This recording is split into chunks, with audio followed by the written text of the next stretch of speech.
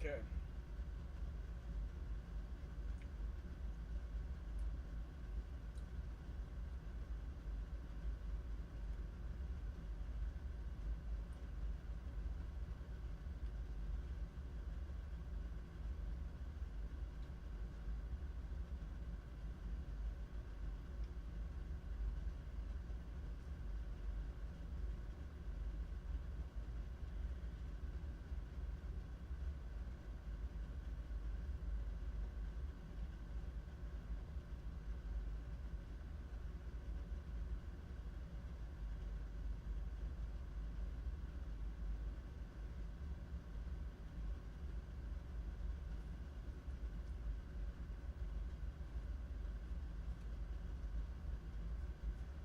Block Logan, block Benno.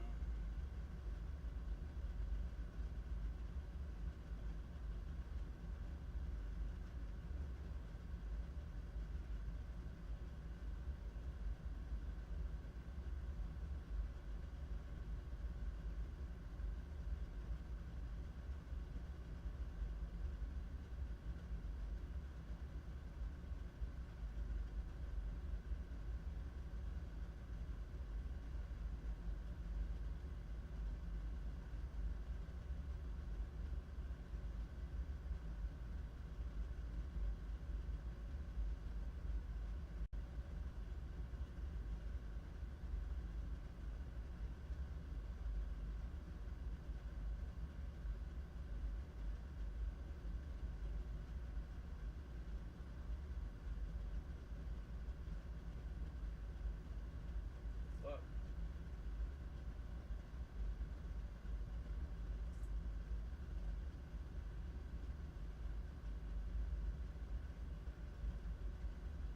The fuck? Get out of here.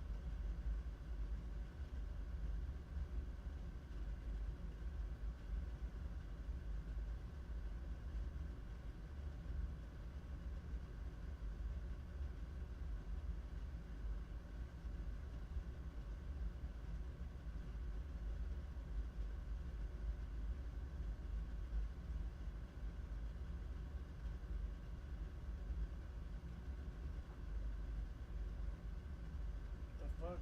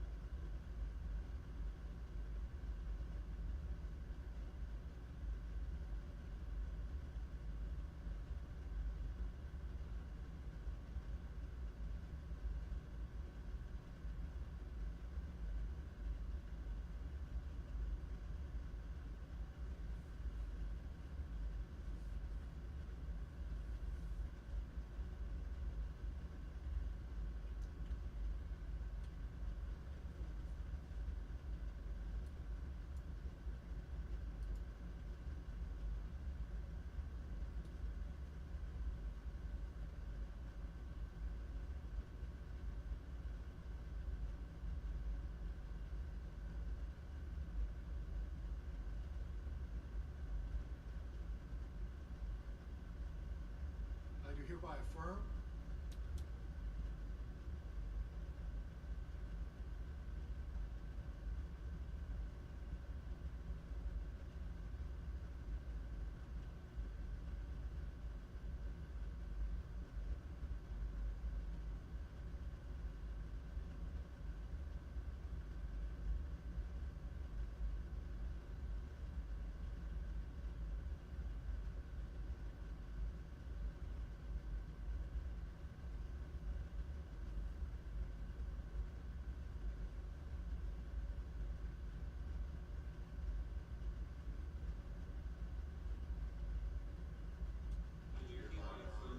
that I will tell the truth and nothing but the truth to this committee today. Thank you very much. Ah, there's the guy from the Netherlands. To this committee today. That was so awesome. And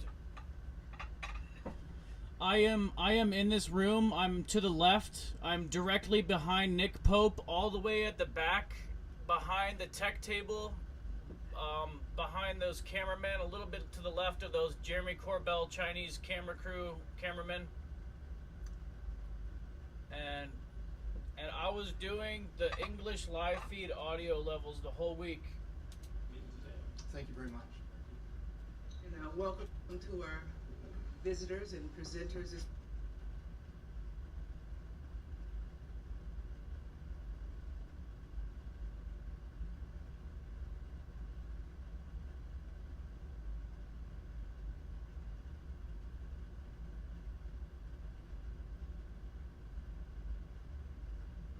I do hereby affirm that I will tell the truth and nothing but the truth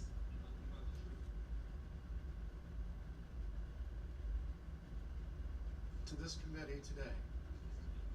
Thank you very much. And welcome to our... Was that George Knapp? No way. Thank you. And there's the Air Force guy. That's the funny guy that I went to dinner with Nick Pope with. See that guy right there? That's the guy right there. I think that I went with Nick Pope and they were joking about that funny shit. It was hilarious. About the bok choy and the lady boys at the Thai place. It wasn't Nick Pope's joke. It was the other Air Force guy.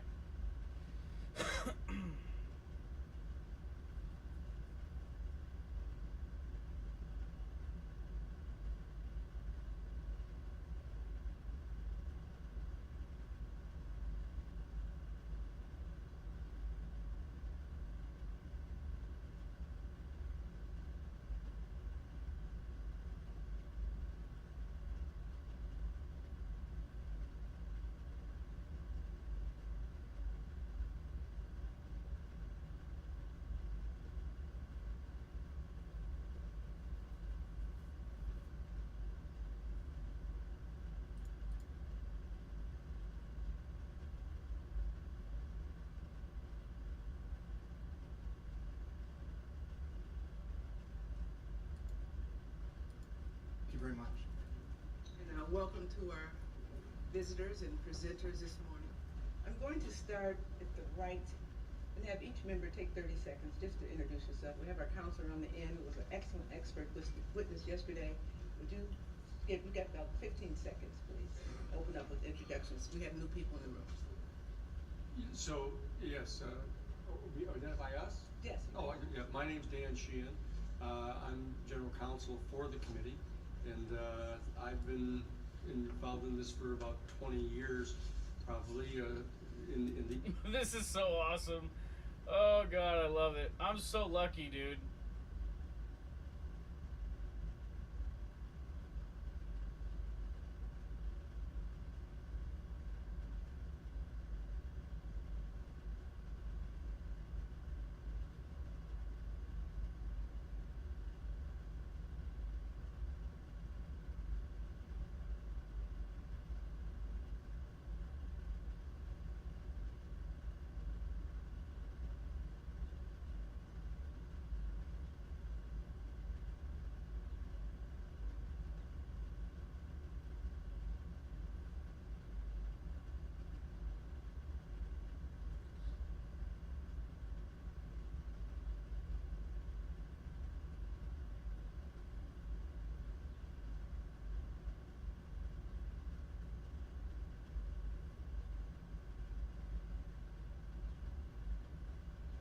these kind of hearings, since representing Dr. John Mack in front of the Harvard faculty. Alright, now that's the last time I'm gonna play it back. I just wanted to try to get some people in here.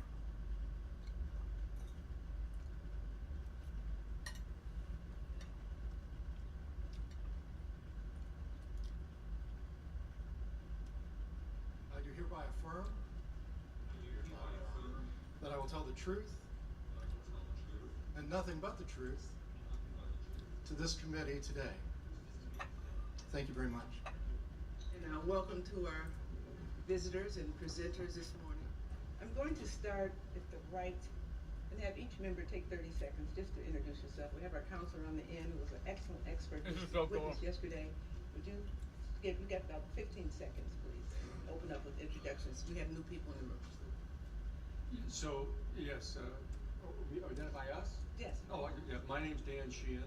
I'm general counsel for the committee, and I've been involved in this for about 20 years, probably, in these kind of hearings, since representing Dr. John Mack in front of the Harvard faculty committee. And prior to that time, had participated, Wow. as I mentioned, in Wow. the preparation of a special report from the Congressional Research Service to President Carter Wow. on this issue back in 1977. Thank you. Wow. Madam Congresswoman? Yes, I'm Congresswoman Darlene Hooley. Left Congress 4 years ago. Had a wonderful experience while I was there. It was an amazing thing to do. And I'm back home in Carter, the Harvard in these kind of hearings, since representing Dr. John Mack in front of the Harvard faculty committee. And prior to that time, had participated, as I mentioned, in the preparation of a special report from the Congressional Research Service to President Carter on this issue back in 1977. Thank you.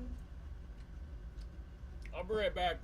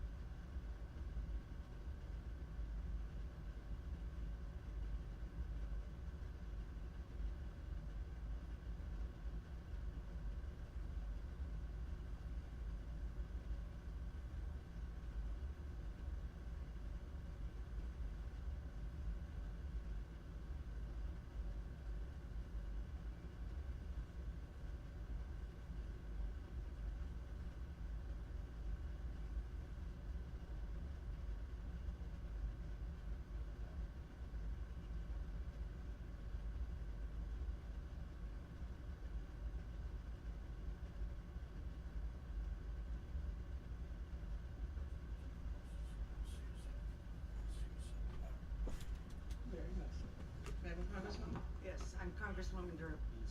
Since Open up with introductions by us. from people in the room. So, yes, we identify us? Yes. you Oh, can. yeah, my name's Dan Sheehan. I'm general counsel for the committee, and I've been involved in this for about 20 years, probably, in these kind of hearings, since representing Dr. John Mack in front of the Harvard Faculty Committee. And prior to that time, had participated, as I mentioned, in the preparation of a special report from the Congressional Research Service to President Carter on this issue back in 1977. Thank you very much, sir. Madam Congresswoman? Yes, I'm Congresswoman Darlene Hooley. Left Congress 4 years ago. Had a wonderful experience while I was there. It was an amazing thing to do. And I am back home in Oregon and have a business and am delighted that I was invited. I served on the Science Committee. Delighted that I was invited to attend these meetings, and I will tell you, yesterday was spectacular. Really appreciate all the witnesses, and I learned something new. It was fascinating. Yeah, wow. Thank you. Thank you. My name is Mike Gravel, Senator from Alaska for 2 terms. Been out of office for 40 years. So, but I've found the hearings absolutely very interesting, edifying, and I really want to congratulate those who put this conference on. Thank you. Woo! Yeah.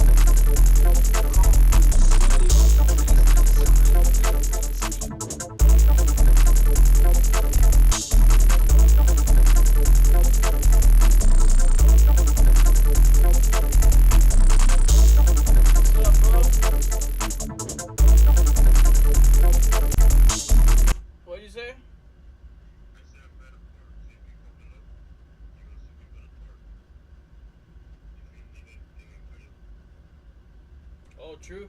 Yeah, I don't have any money yet, but I'm gonna try to get some. I'm gonna try to exchange the Canadian money, so I'll hit you up sometime soon, like in the next few days or something. Sweet. All right. Sweet. Awesome. Talk to you later, bro. Thanks, brother.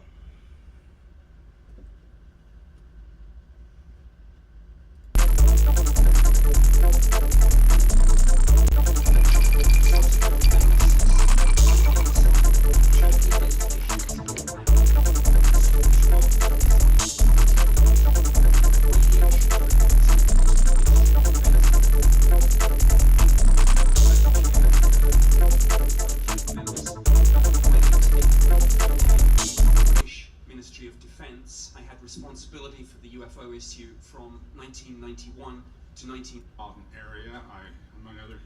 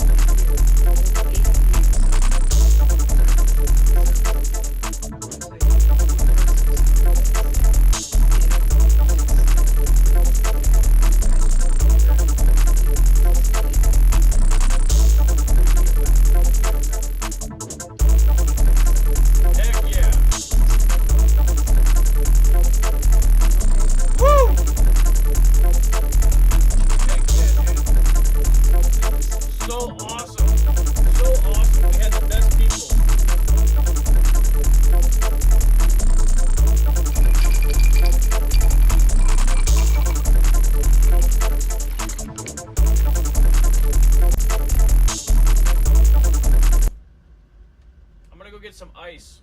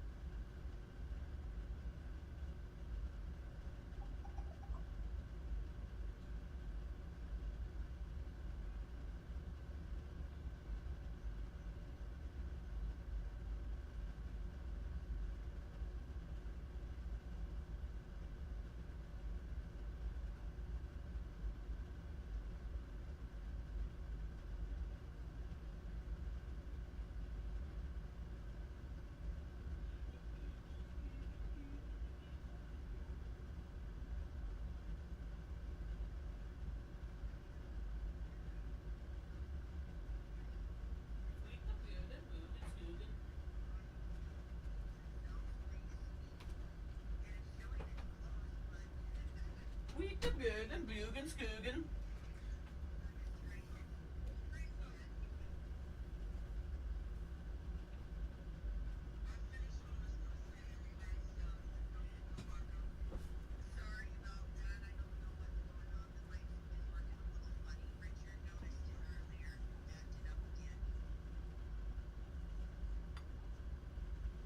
Fit the potato.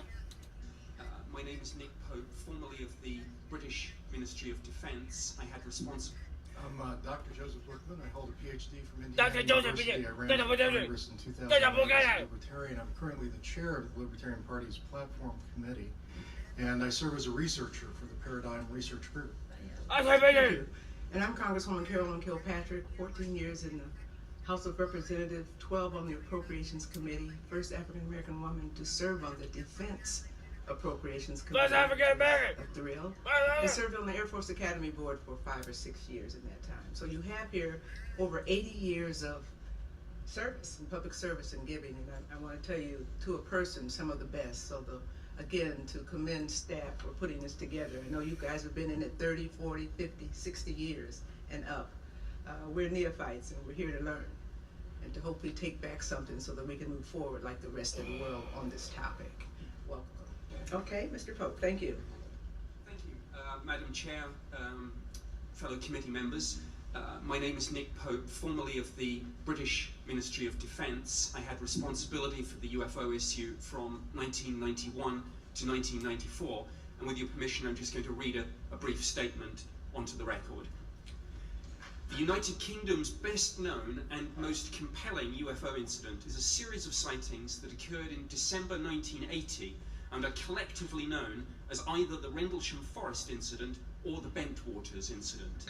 The sightings took place near the twin military bases of Bentwaters and Woodbridge. These were bases in the United Kingdom operated by the United States Air Force. There were several dozen military witnesses, the most senior of whom was the Deputy Base Commander, Lieutenant Colonel Charles Holt. I'll give a brief summary of events as I see them before focusing on aspects of the case on which I have more direct knowledge. On December 26, 1980, 2 members of the United States Air Force, my colleagues John Burroughs and Jim Peniston here, who had been sent to investigate a suspected crashed civilian aircraft, encountered an unknown craft which had apparently landed in a small clearing. One of them got close enough to see strange hieroglyphic symbols on the side and indeed to touch it. The craft rose slowly above the trees and then accelerated away at great speed. A subsequent analysis of the landing site showed indentations in the ground, scorch marks on the sides of the trees, and radiation levels which the Ministry of Defence's Defence Intelligence staff assessed as being significantly higher than the average background. And the committee will have a small pack of papers, including that Defence Intelligence staff assessment. The UFO was briefly tracked on military radar. 2 nights later, the UFO returned and fired light beams at the Deputy Base Commander and a small team of men who had gone to investigate. It later fired light beams at a particularly sensitive area of the military base. Though these events happened many years before I joined the Ministry of Defence, it was a case that was raised with me on numerous occasions during my time working on MOD's UFO project between 1991 and 1994. It was certainly the case on which I received most inquiries from UK parliamentarians, from the media, and indeed from the public. So as to be able to better respond to these questions, I not only read all the relevant papers on the case, but also launched a retrospective review of the incident, something akin to what the police would call a cold case review. Subsequent to this, I've met in a private capacity most of the witnesses to this incident. Investigations by the United Kingdom were inconclusive. I do not know the results of the US investigations because, as the MOD documents released under the UK's Freedom of Information Act show, some evidence was removed by the US authorities without informing the British government. Specifically, the MOD case file reveals, and the committee members will have this document too, that shortly after the incident, General Gabriel visited the twin bases of Bentwaters and Woodbridge was briefed on the incident and took various items relating to the investigation back to his headquarters in Ramstein, Germany. At the time, General Gabriel held the post of Commander-in-Chief, United States Air Force in Europe. The MOD document concerned, though carefully worded, leaves little doubt that the UK authorities were less than pleased with evidence being removed in this way, with the MOD not being informed at the time, and not, so far as I'm aware, being briefed subsequently on the conclusions of whatever United States Air Force and or Department of Defense investigation followed General Gabriel's visit.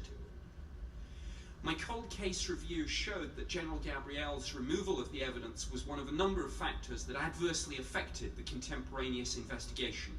A combination of confusion over jurisdiction, i.e. between the UK and the US authorities, delay, and poor information sharing fatally undermine the original investigation.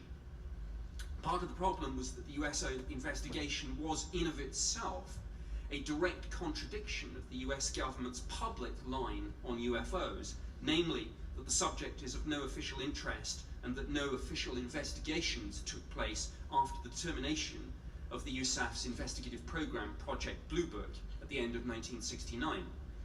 This clearly put senior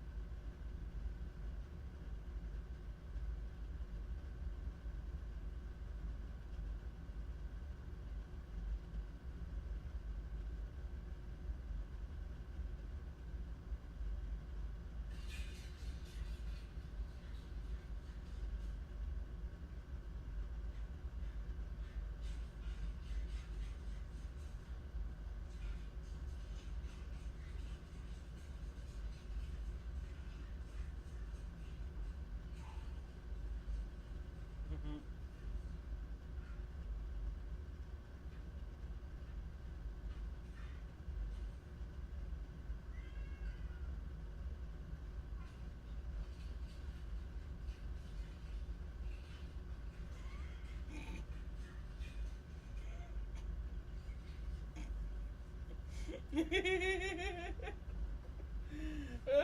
a funny ass one, bro. Oh man, I love it. That's fucking hilarious, dude. Oh shit, he got a fucking sun one. Holy shit.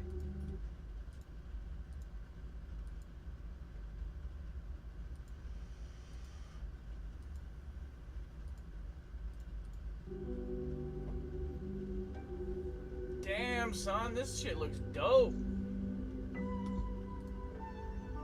Yo, this looks dope, son.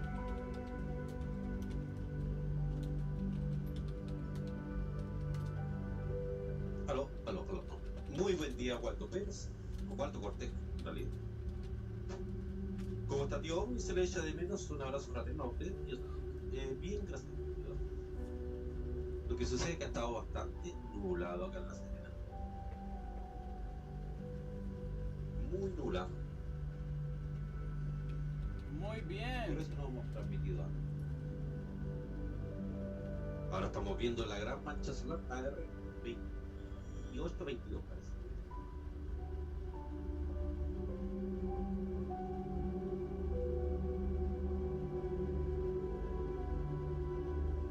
Hay bastante actividad solar. Muy buenas noches, buen día en realidad, GRANDMASTERUV. Hey, bro. Hey.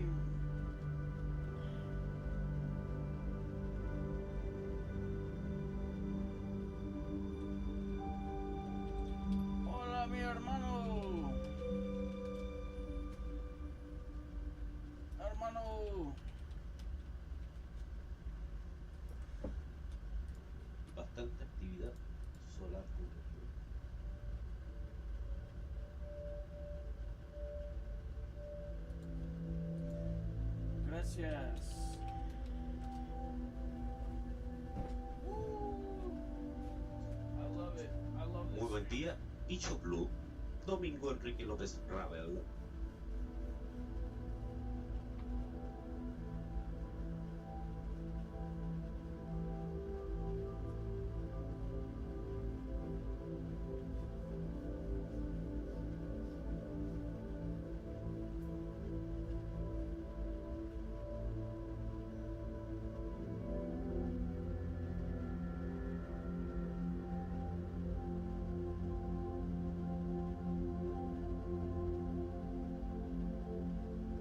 Yo te junto mi Nikon de 1000 y un filtro solar.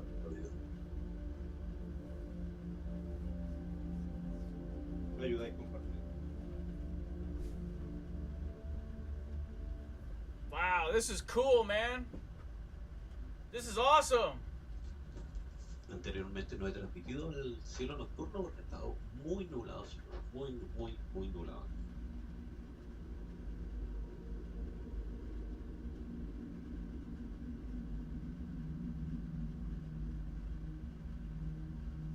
Ahora está haciendo bastante calor.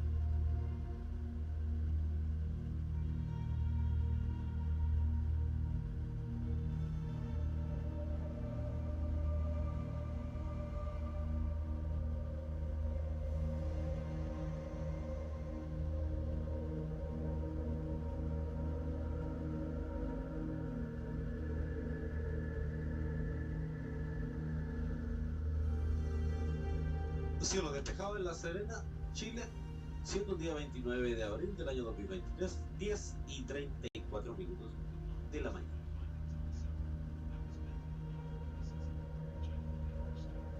Podemos apreciar una gran actividad solar, aquellas manchas solares más grandes que nuestra Tierra de diámetro.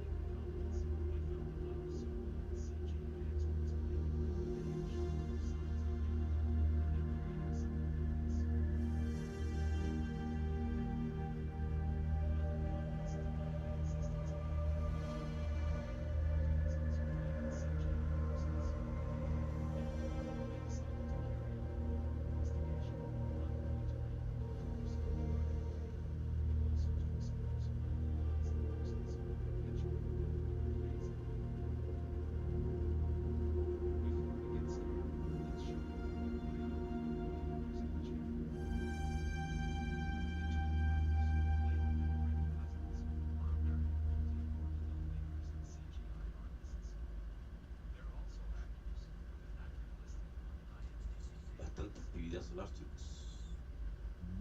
De día. Treasure hunting and collecting antique objects are among their hobbies. Their most notable works in cinematography are Slaughter Day, Rising Dead, and The Night Marchers, the Blair Witch kind of movie.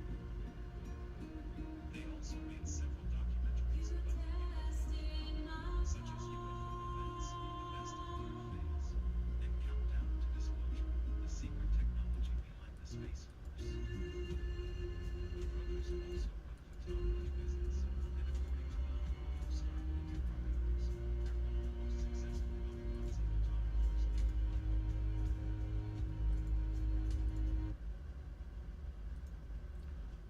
Can't believe Maya just fucking left me, dude. Maya was so awesome, dude. She would sing all the time, play music. Fucking, like, what the fuck happened to her?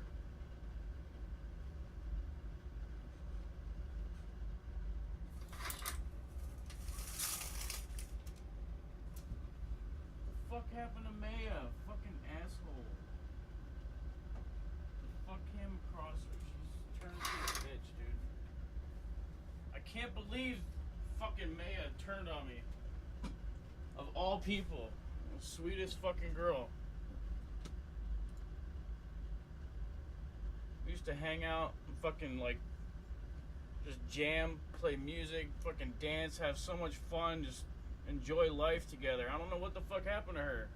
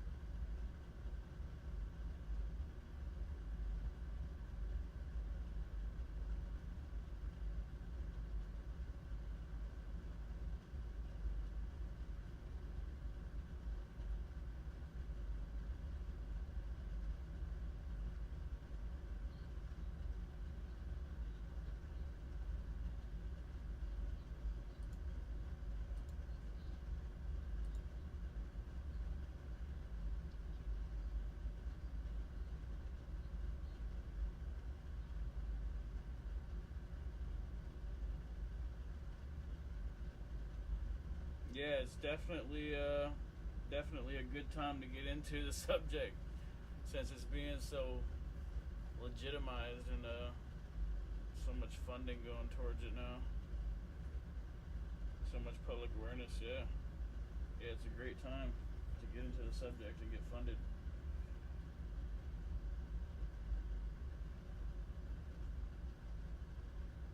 Either or, yeah.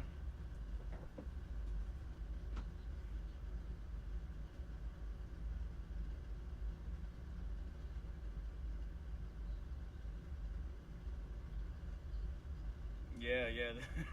Yeah, I'd love to do it for a job. It'd be fun.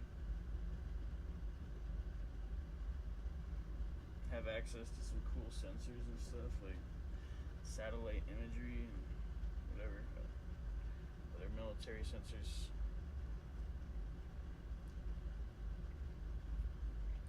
Only a United States.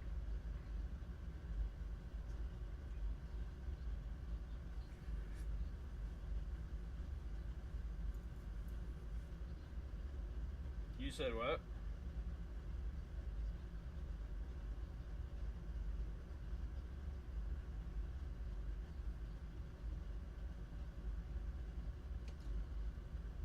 Yeah, you mean keeping track of planes and satellites and stuff?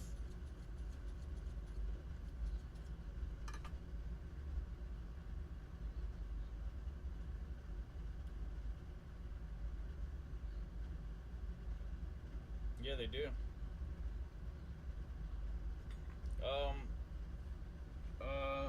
Some of them, yeah, I think so, yeah.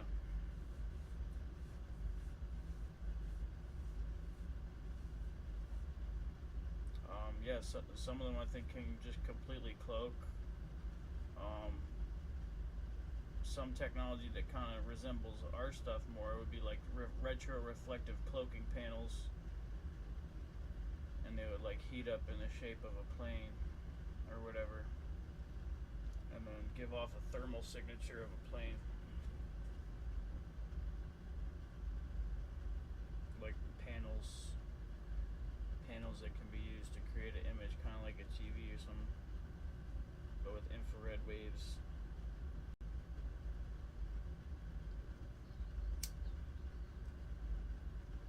I think it's a mix of both benevolent and malevolent beings. But more so, I'm focused on benevolent.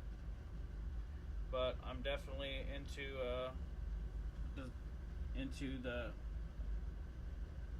design and creation of anti-hostile UAP threat elimination, weaponized space platforms, programs, stuff like that, kind of like Strategic Defense Initiative, Star Wars program at the Pentagon. My dad worked he worked in the Pentagon right next to the Star Wars department too.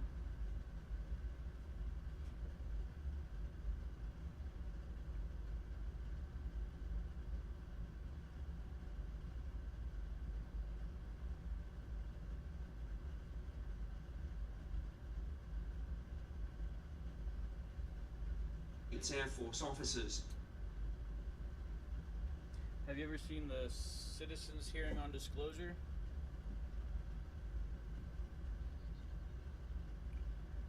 Yeah, it was a great week-long briefing event that we put on for congresspeople and senators and stuff in the public, and we got to control every single person that was there to brief.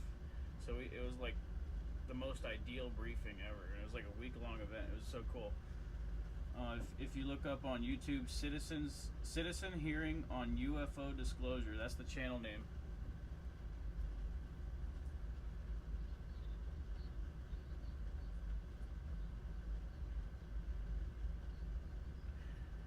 Yeah, in that one, yeah. Yeah, I didn't think it was too bad either. I think people were hyping about how bad it was and not focusing on the good things. But it was kind of weird how he was saying contradictory shit at the beginning. But yeah, I think it was good. Left off on a good note.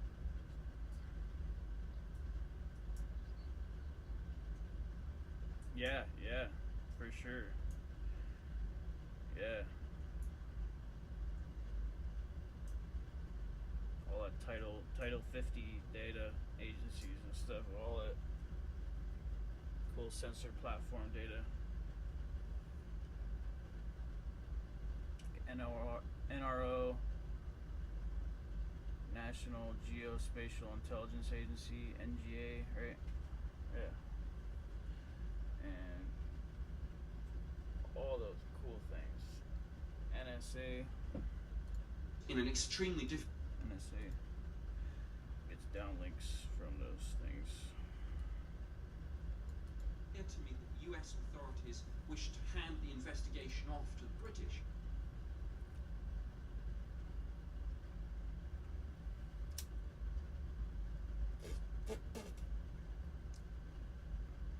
When did you get into the whole UFO subject?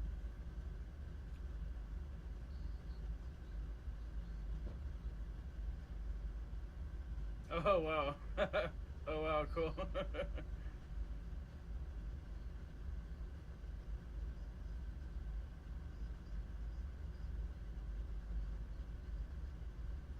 Yeah. Yeah.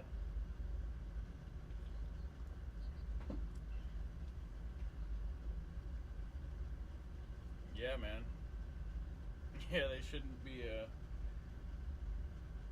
causing an interstellar war or whatever.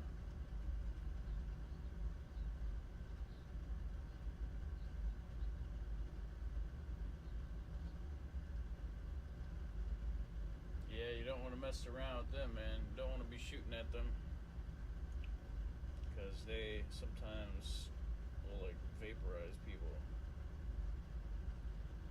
turn them into stone. Like that KGB report. You ever hear about that KGB report? Where these guys like spotted this UFO above Russia, like military base or something, and they took a Stinger like surface to air launch missile, like a handheld thing. It's like a Stinger, and they shot at it, and then I think the UFO kind of like came down and kind of crashed, and a bunch of beings got out of it, and like there was this weird like glowing thing on their chest, and then like it started like shooting lasers or something, or like it created this huge. They all got together, and it created this huge like energy wave, and then it like shot at them, and then it like turned these guys into like granite. It like petrified them into stone or something. And yeah, it was supposedly a KGB report that the CIA got their hands on or something. And it's like legit documents from the CIA and KGB.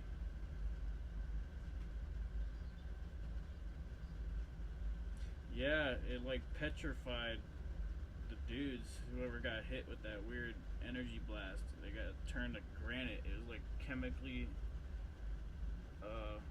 whatever, indistinguishable from granite.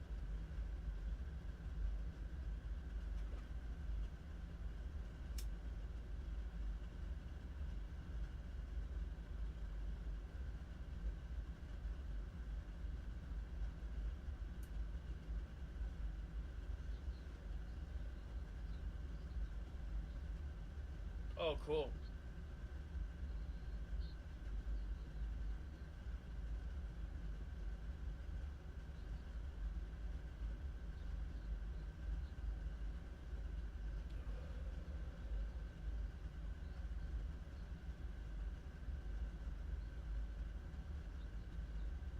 Yeah.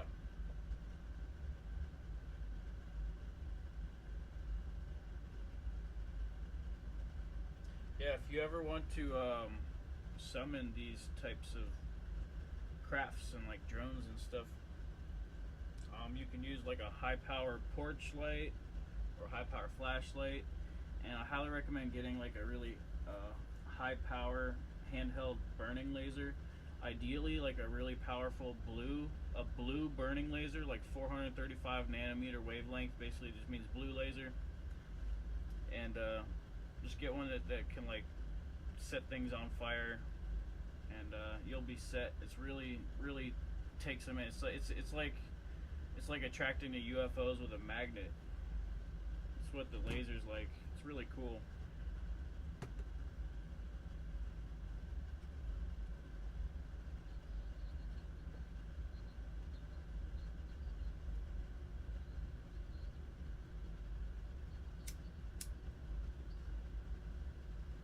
Oh, you saw an orb? Sweet. Cool. Awesome. That's cool. Was it spinning at all, or moving? It was like moving slowly, or?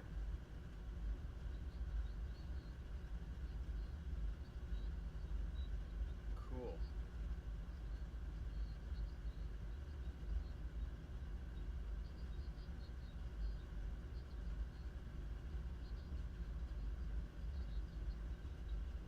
Sweet. Yeah. Yeah, current trajectory, that's key. It's key to knowing something. It's unusual up in space. But it was like low. Yeah, that's cool. I got a cool video of a low Tic Tac type UFO. It's kind of like spinning slowly.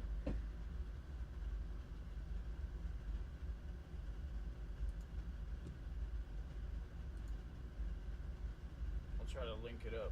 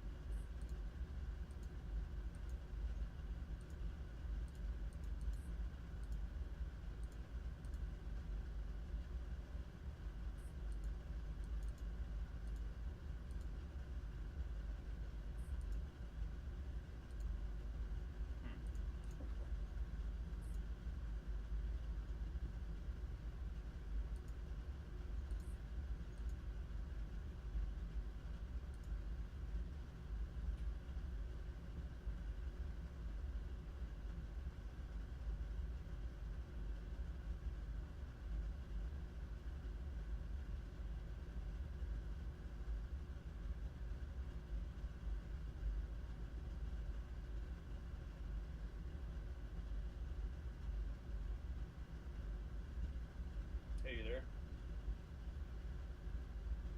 Okay, post this.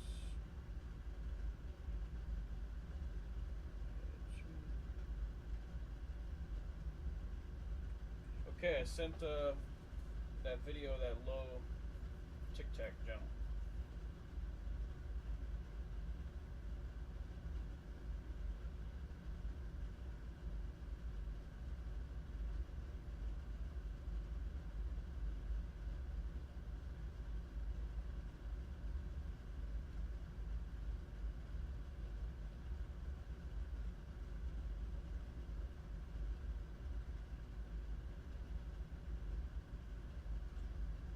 Disclosure Founding Fathers. That's a good term.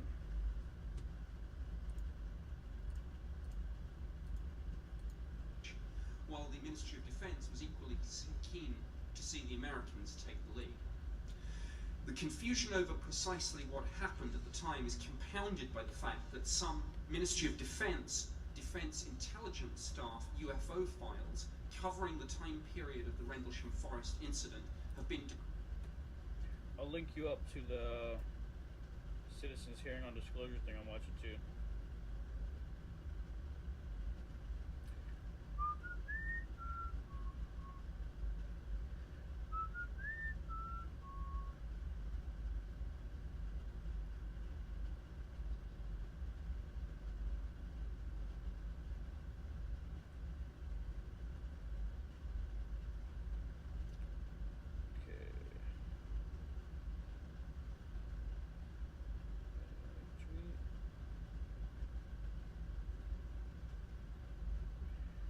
And there's the link to what I'm watching now.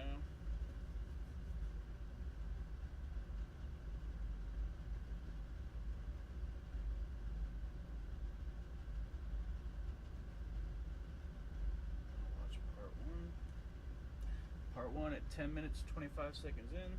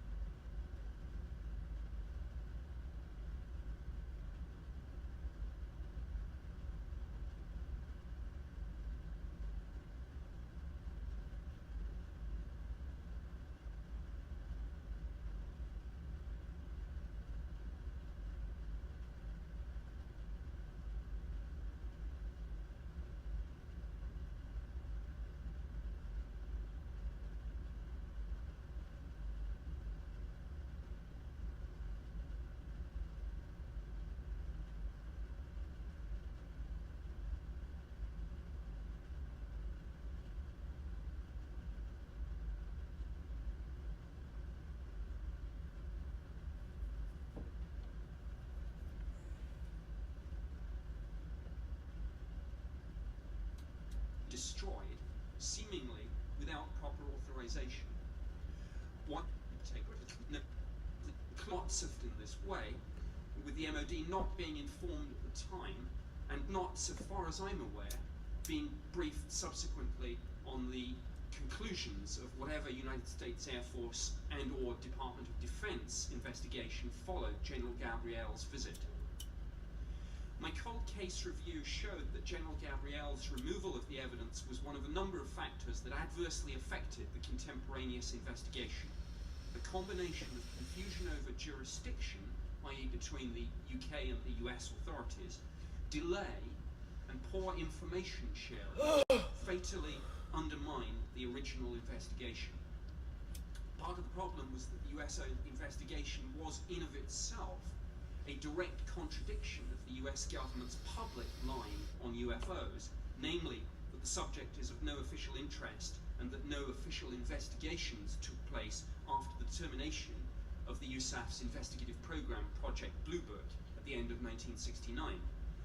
This clearly put senior United States Air Force officers in an extremely difficult position, and it was clear to me that the US authorities wished to hand the investigation off to the British, while the Ministry of Defense was equally keen to see the Americans take the lead.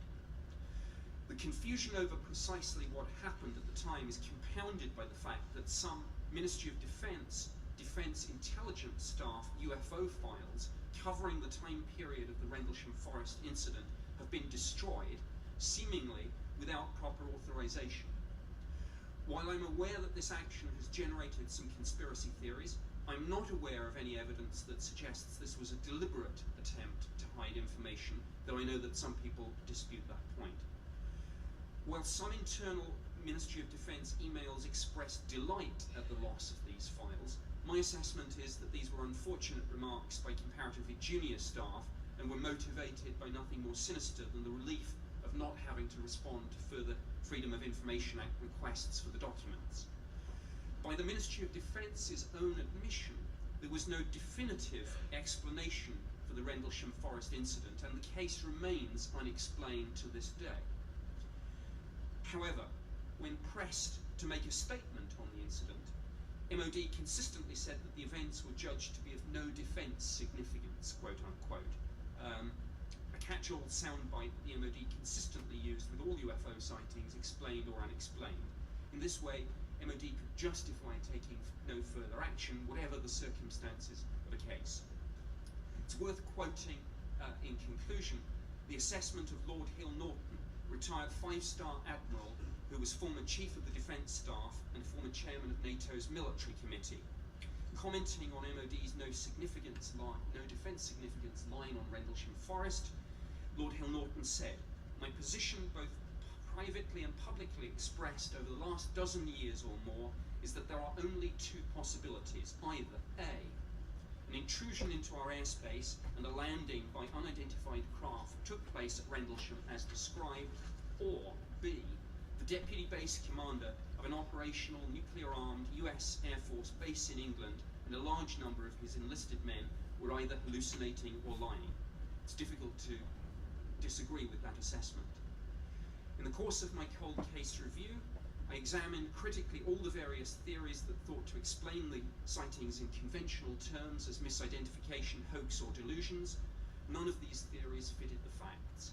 Most people, whatever their views on the UFO mystery, have probably heard of the alleged crash of a UFO at Roswell. Arguably, in the Rendlesham Forest incident, we have a UFO incident more recent, better documented, and better evidence than the Roswell incident. Thank you, Madam Chair.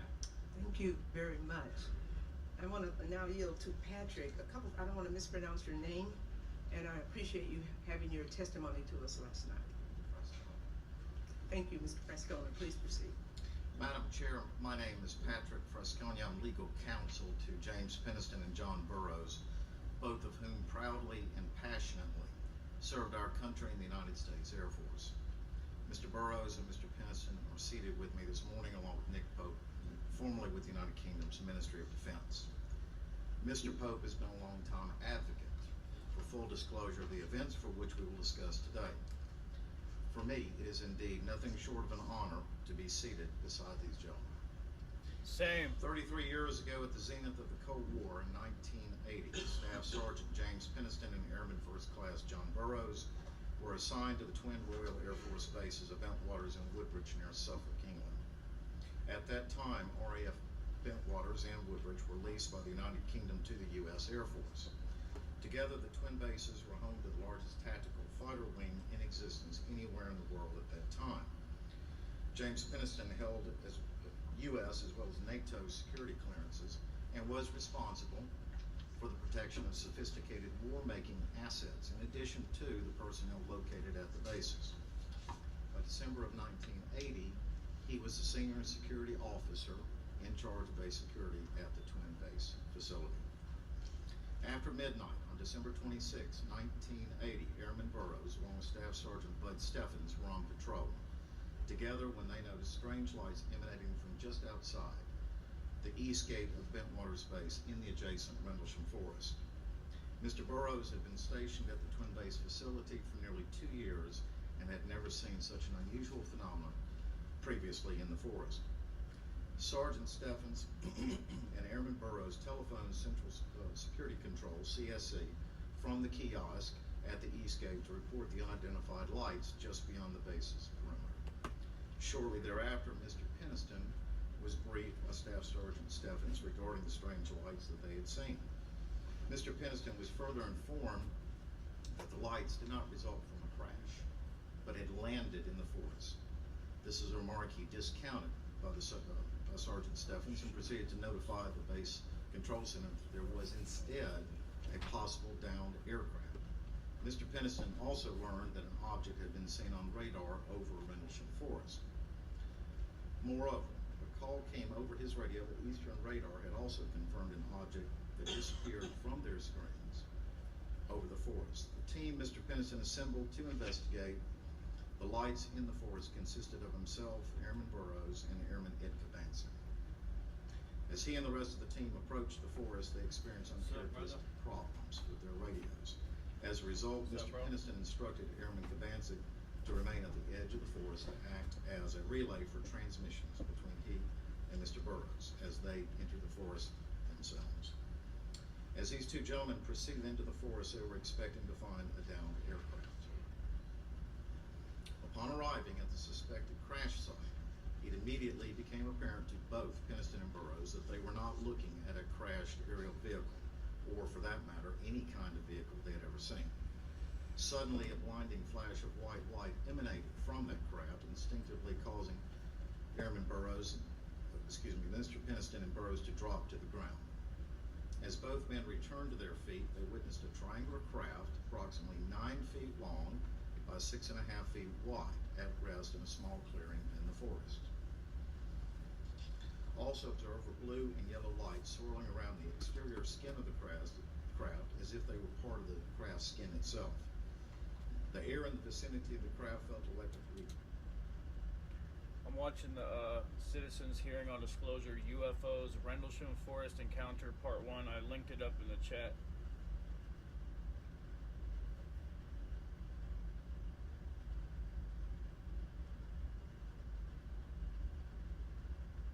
This space is exactly what it says. It's just like it's a Citizens Hearing watch party and disclosure founding fathers, godfathers hang out. Like, oh geez. There you go. There you go. Now you can speak. What's up, bro? Yo yo. But yeah, I linked it up in the chat if you want to watch. It's from back in 2013. It's about the Rendlesham Forest stuff. We got the Rendlesham Forest guys there. Oh shit, is my mic not working? Oh, I think my mic wasn't working. What's going on? Okay, there we go. But yeah, I linked it up. I linked it up in the chat if you want to watch it along. I'm watching the Citizens Hearing on Disclosure UFOs Rendlesham Forest Encounter Part 1. It's like the Rendlesham Forest dudes. They're giving their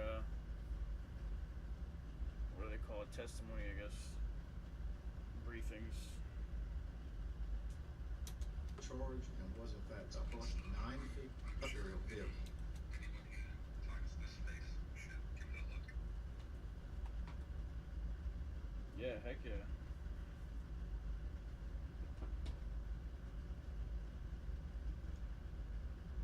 Did you see any other active UFO spaces?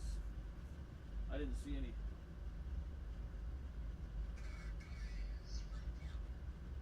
Is hosting this space. I think some of the more popular things are there.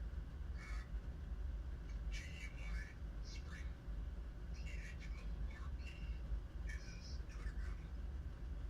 At the title, is anything you want to say? GUI Springthorpe?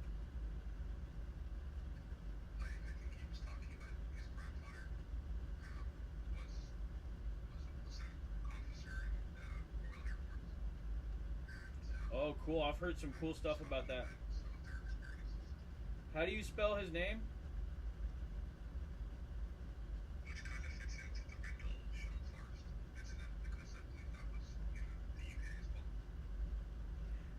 Yeah, yeah. Did I tell you about that encounter my dad's friend had with those aliens and then those people that came out? What?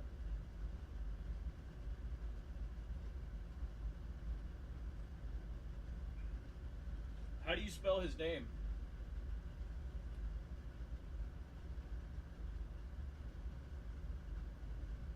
Oh, Spring. Is his name Guihan?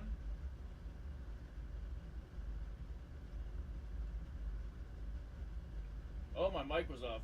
How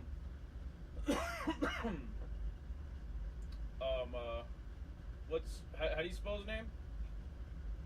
I DM'd you the link. Oh, okay, sweet, thanks. Yeah, anyone else listening right now, it's on recorded space, so you will probably be able to find it.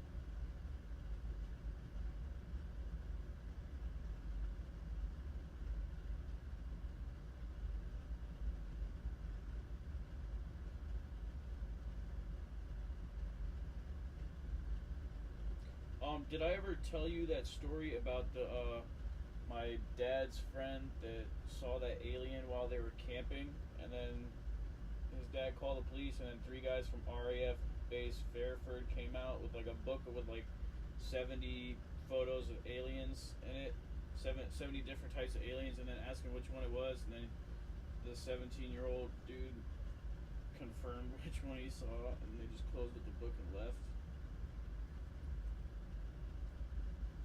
Did I ever tell you that story? Totally believe that. I didn't hear that story. You tell.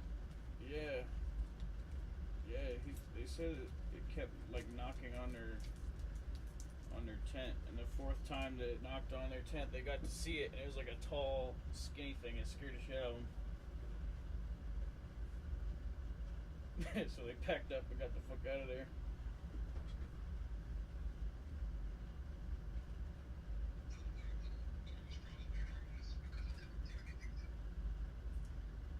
Yeah, who knows? Yeah, yeah, probably. That'd be cool to try to say what's up to him. Smoke a doink and Amish. Yeah. Yeah. Yeah, exactly like Paul.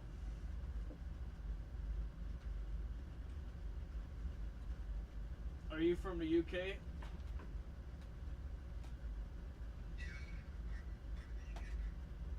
Where are you in the UK? I'm in England, so southern UK. Cool.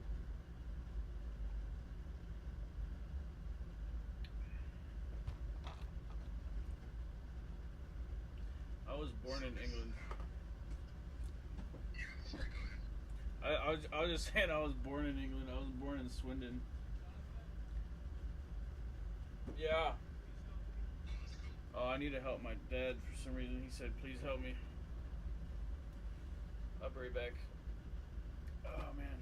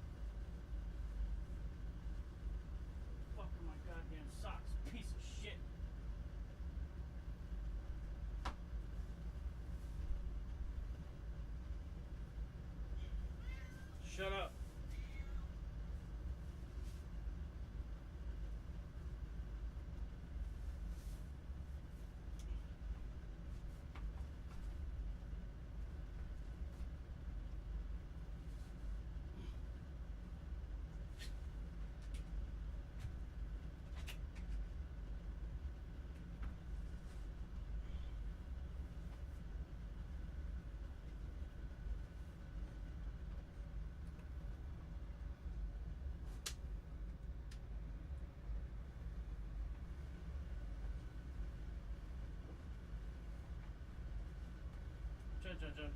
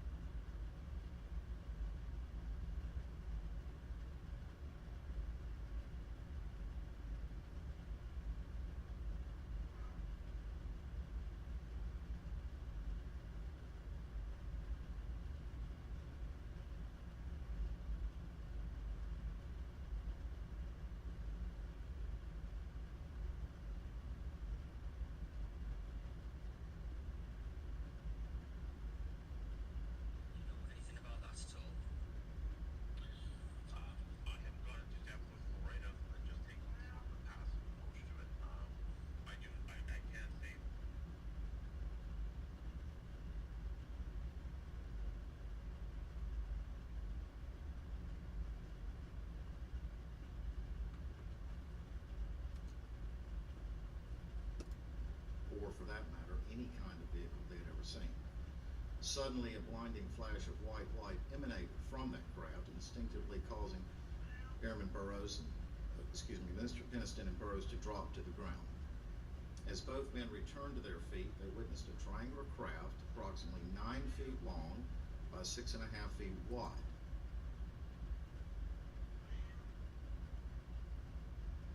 Where you want, John?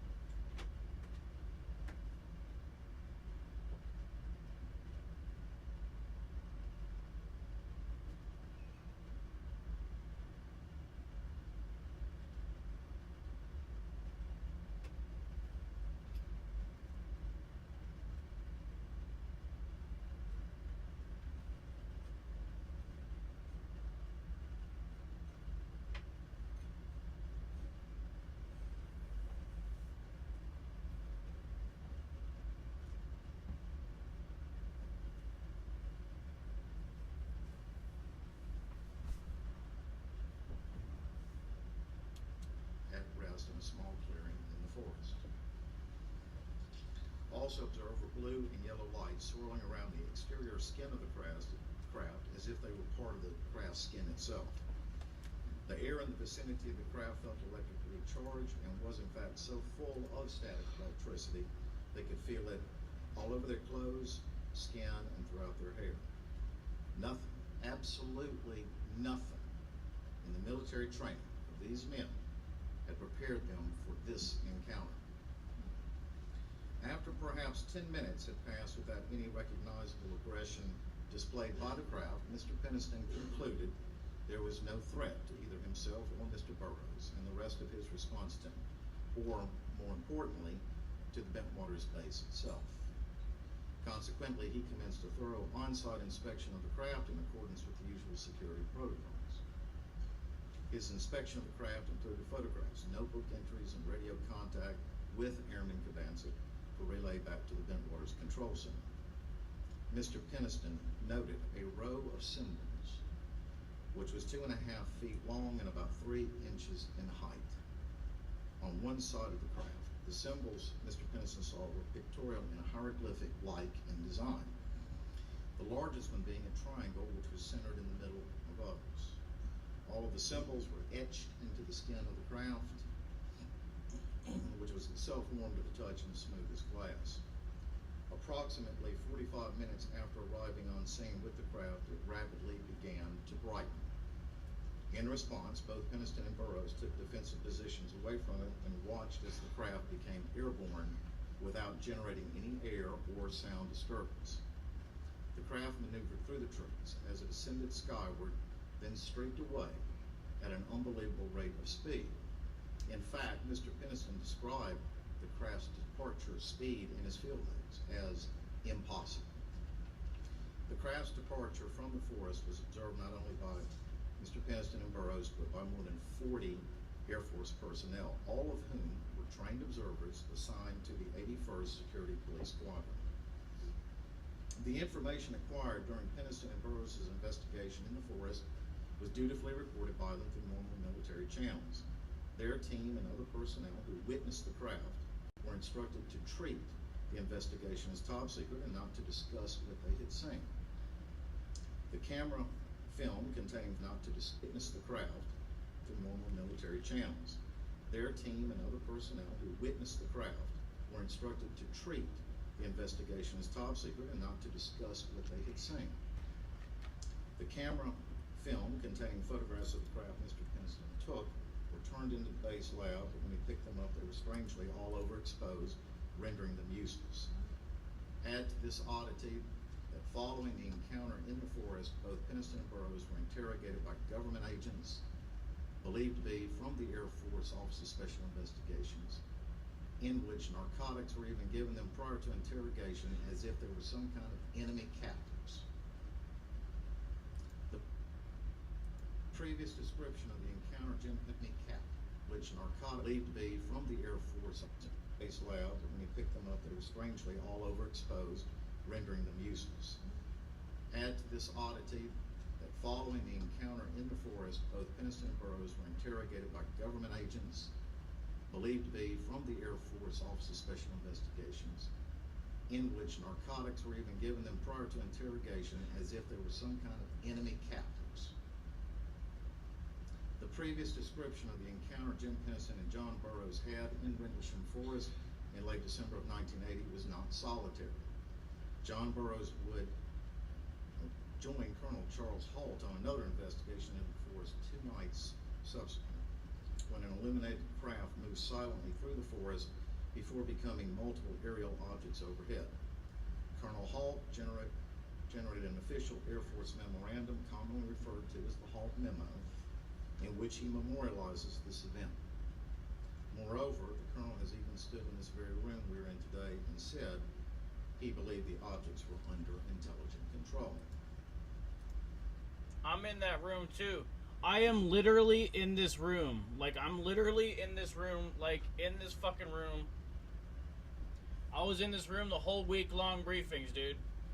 And we created this event, and I did the tech for it, and I made sure that the English live feed audio levels were in the green the whole week. I was doing the audio levels for the live stream for the whole world. I did the whole world, dude.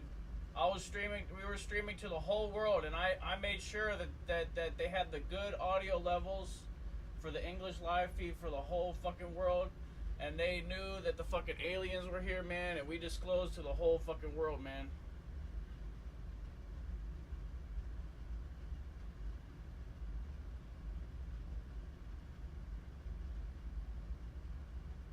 I was in that fucking place the whole week.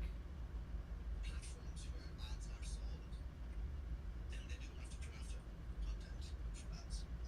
So it's not tagging the BBC, it's just to get people to realize that it's... I was in the National Press Club all week, man. We made that event. We made the fucking first congressional briefings.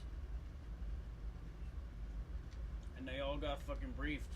And they even got briefed on electrogravitics. We even briefed them on electrogravitics during that week. We taught them about Thomas Townsend Brown, electrogravitics. And then turn this on each other. We knew what is new.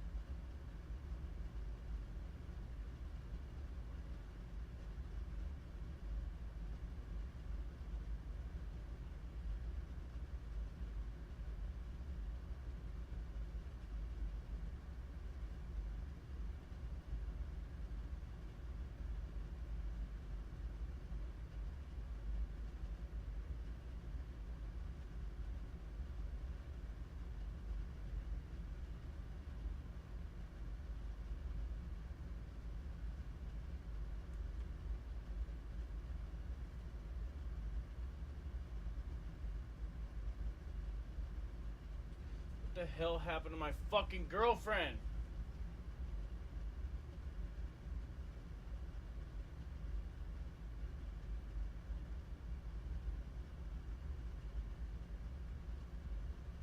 What the fuck? We were so close. Fucking retarded as shit, dude.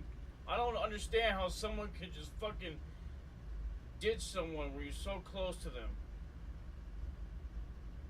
She said she wanted to be with me for the rest of her life and grow old with me, and she fucking loved me so much, and we loved each other so much. We had such great times in each other's presence. We enjoyed each other's presence so much. I just can't believe that she would just do that, and I don't understand how she's not upset.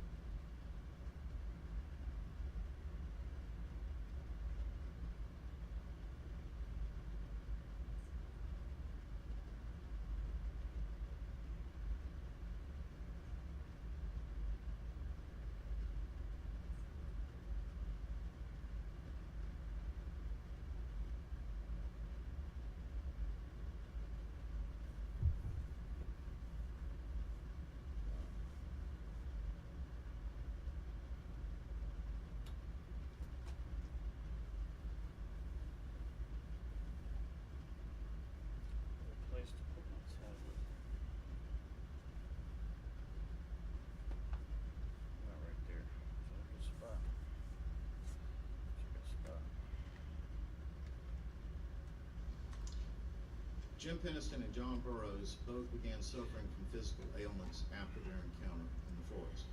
Ailments which did not exist prior to joining the Air Force, but ailments which began almost immediately after exposure to the craft in the forest. These ailments have persisted in both men to this day.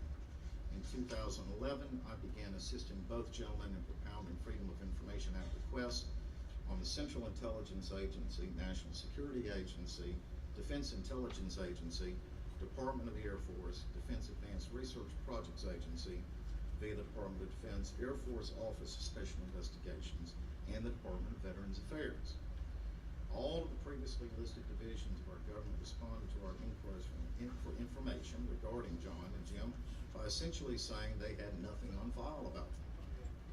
The one exception is the CIA's response, which was the most frustrating of them all, by their stating that they could neither confirm nor deny the existence or non-existence of records responsive to our request. In other words, none of the governmental entities we contacted, those we just named, even the Air Force, seemed to know anything about a John Burroughs or a Jim Penniston, despite the fact that we're all fairly certain they served in the United States Air Force for many years.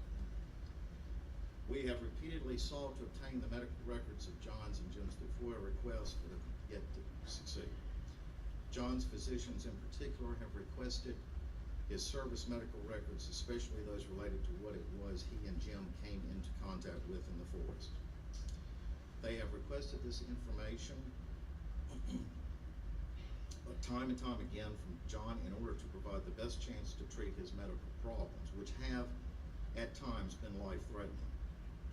We even enlisted the help of a former senator from John's home state of Arizona, but still did not get anything other than learning that the Veterans Administration has a classified records section. In closing, I want to say that in December of 1980, I was thousands of miles away from Prentice Forest, studying in college. I was completely unaware of the incident. I was completely unaware of these gentlemen. It would not be for another 28 years in 2008 that I would first encounter that incident and become aware of it. But once I learned of their story, I felt compelled to assist them however I could, as this was an event of tremendous fascination, importance, and one with casualties too. It has been cowardly the way their requests for medical records and the like have been rejected, using excuses like, we have no records responsive to your request, or the requested records are no longer under our purview. Nevertheless, we continue undaunted in our search for these gentlemen's medical records so that their physicians may properly treat them. As John Burroughs once said to me, Jim and I have been left behind on the battlefield of the Cold War. Thank you, Madam Chair. Thank you very much for both of your testimonies. It's very hard to explain why a country this great can treat our military so poorly. I want to yield now to Mr. Pennington. Sergeant, prepared? Thank you, ma'am. I appreciate that all of you here today, and I look forward to your questions, and I'll try to answer them as honestly as I can. You know, it's just been 32 years. She said Pennington. His name is Penniston. Jim Penniston, not Pennington. Mic check 1, 2. But whatever.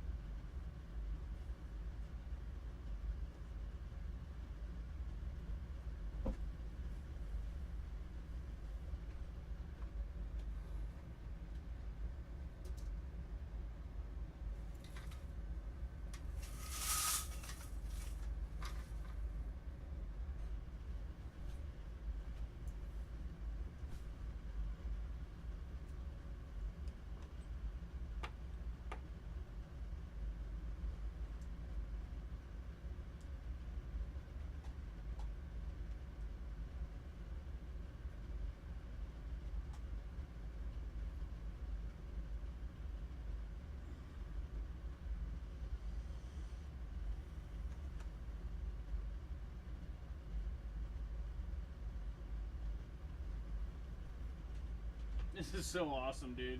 I'm fucking pimping, dude. I'm fucking pimping, son.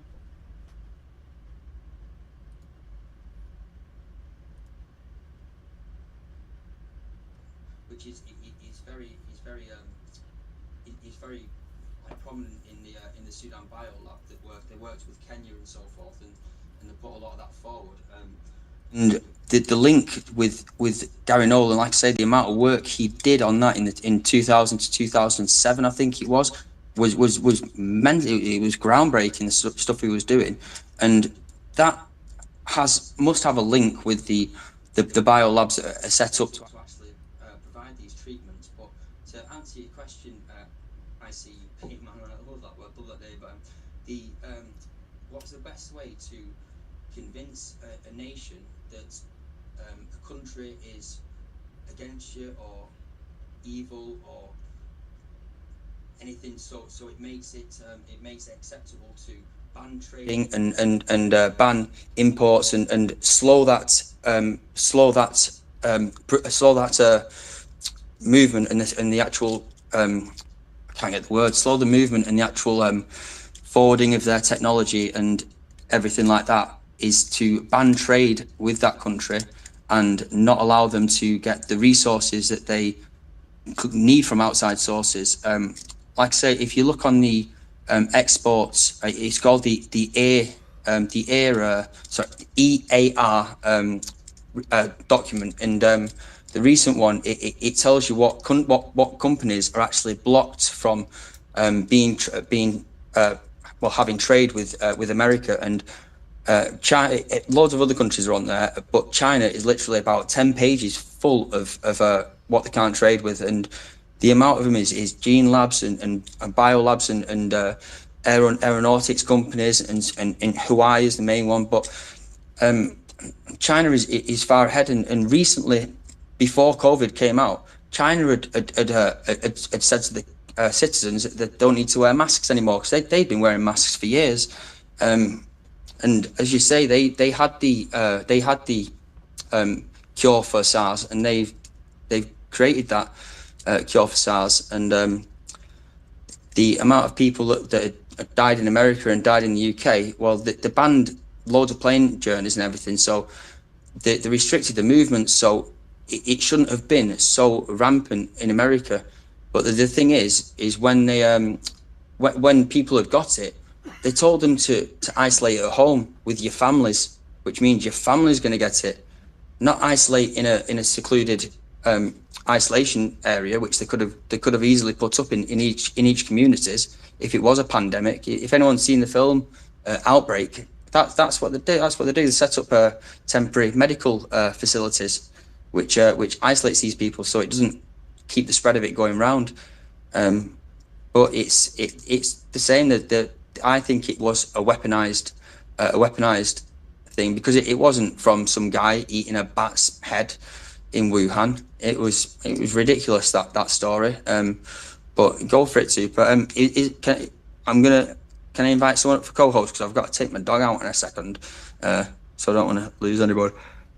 But go for it, Super.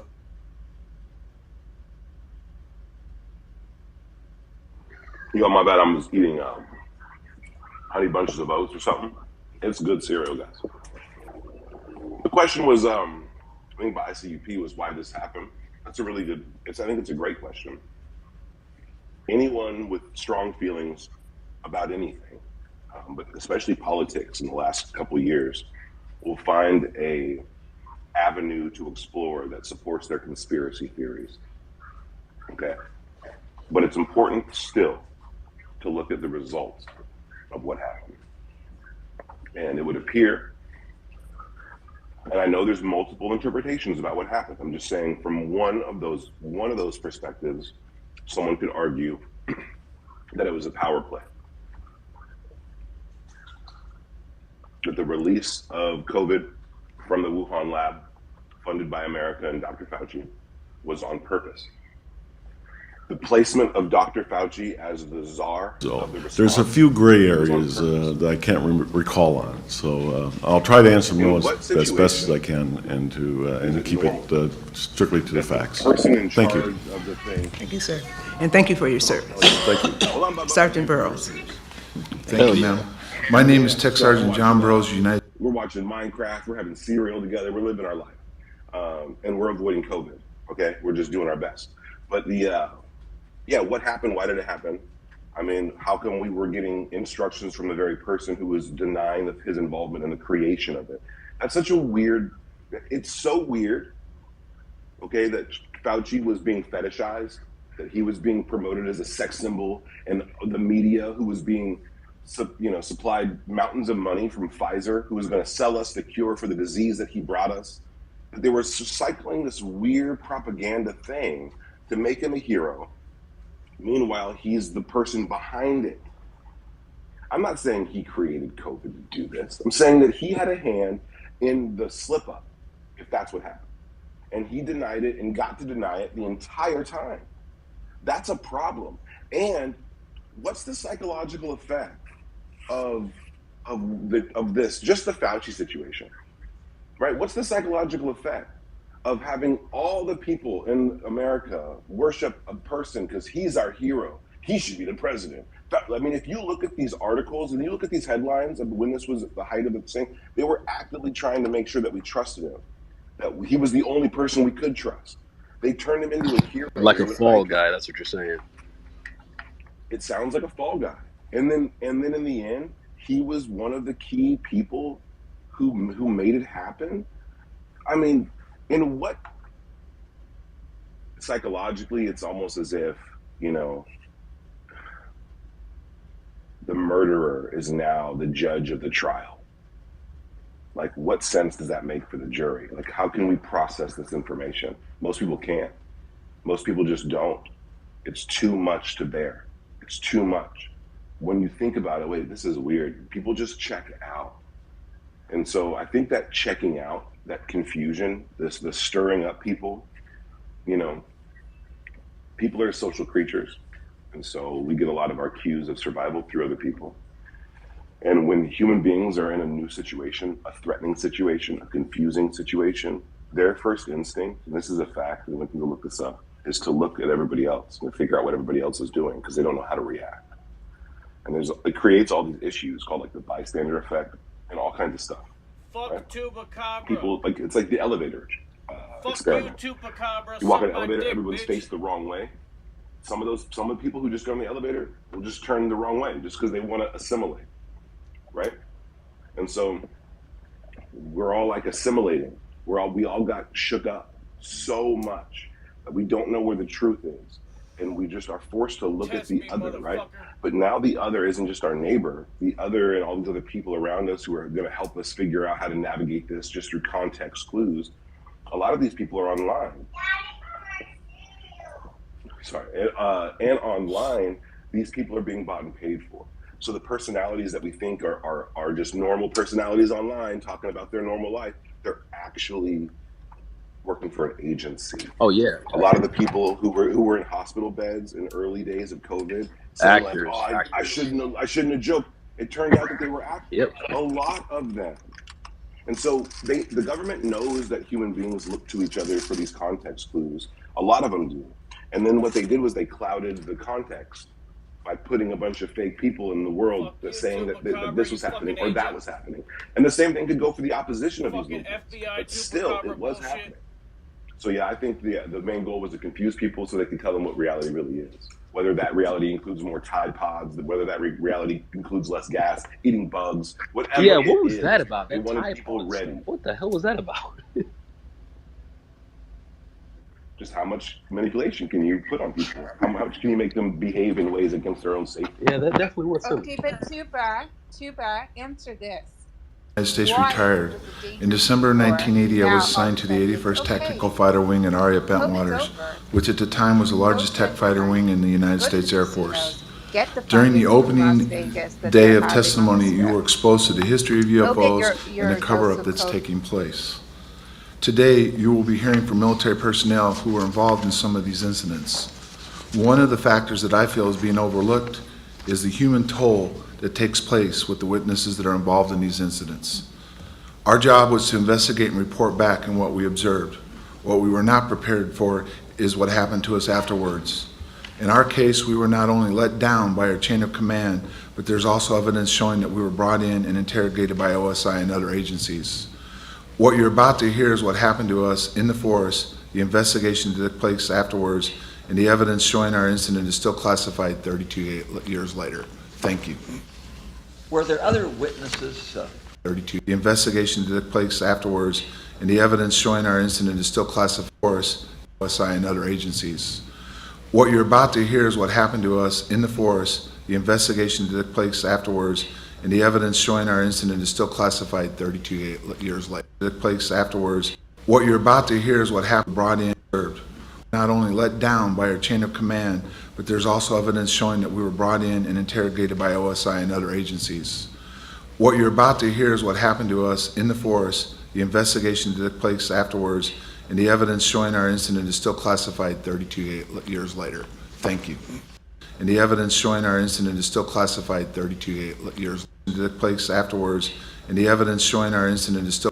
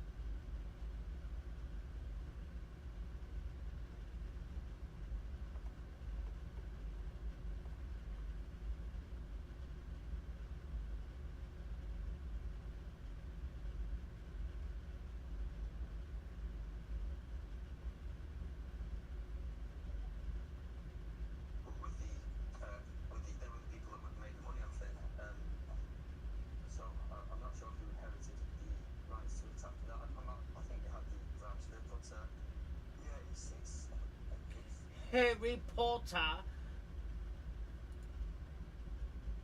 still classified 32 years later. Thank you. Were there other witnesses of this craft, other than the two of you? Yes, on the first night, there was a security flight that was working, and then also a law enforcement flight that was working. And that totaled somewhere between 40 and 60 people. It varied. It was over the Christmas holidays. Plus, we had a number of civilian witnesses that came forward later on. Were there any but you two who were close to the craft and saw it on the ground, or did the others simply see it leaving and coming? On Bentwater Space, all right, the bases are two bases that are geographically separated by 3 miles of Rendlesham Forest. The main operating base is on Bentwaters. That's where all the control centers are. Now, the forces, security forces working that night that were on Bentwaters, I think it was about 13 of them seen it land. Then everybody else that was working our restricted areas on Woodbridge at Charlie and Delta area, they seen the object in the woods, but it was mostly a dome of light that was over the woods. And as far as getting direct contact with the vehicle itself was John and I in Cabansack. But everybody that was working on Woodbridge Base that night and Bentwater Base that night seen it take off. I mean, that was observed by everybody. When it landed, I gather that it was not detailed enough so that there was some concern that it might be a crash of one of our aircraft? Well, when I approached the craft itself, we were familiar with all types of aircraft and silhouettes. We practiced, routinely. We could tell by looking at silhouettes what kind of aircraft they were, Warsaw Pack, or if they were Chinese or, ours. But the craft itself was void of things that aircraft need to fly. I mean, it did not have a crew compartment that I could see, did not have exhaust, did not have intake. I did not know what the front was.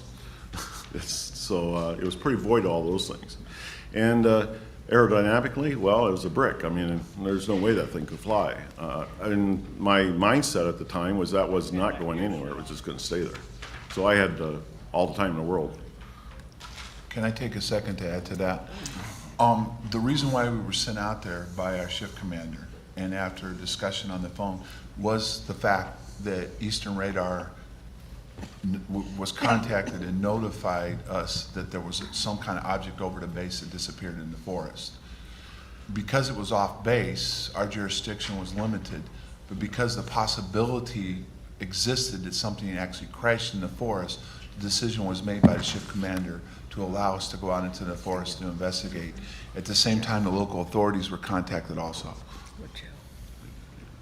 Was there a radar track before it landed? It was picked up on radar before it landed? Yes, what we were informed was Eastern Radar, our local radar, both picked up something on radar over the forest area outside of Woodbridge Air Force Base. Okay. What were the approximate dimensions of the vehicle? Well, I had to pace them off. I took large strides, so I measured it as 9 feet by 9 feet by 9 feet. I'm 6'2", so I measured it, estimated at 6.5, 7 feet tall.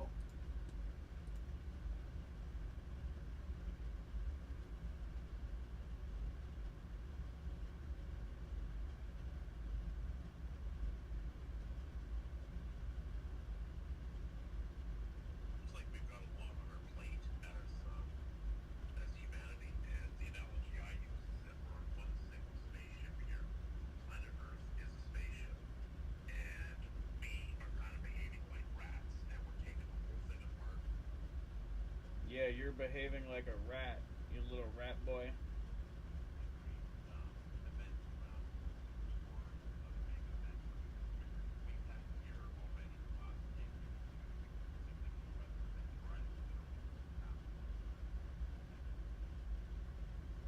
Yeah, you're acting like a little rat boy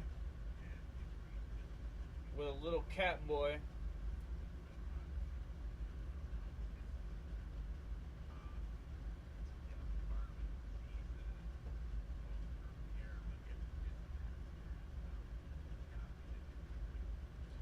Fuck your mom and give her a disease in her pussy.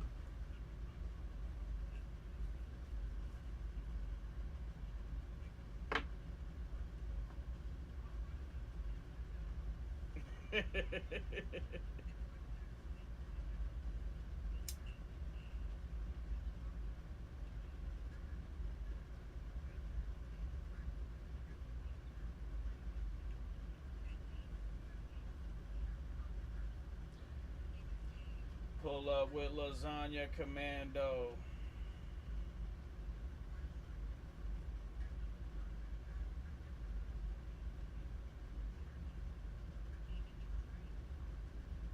I got autistic hoes. I got autistic hoes. I got the happy smoke.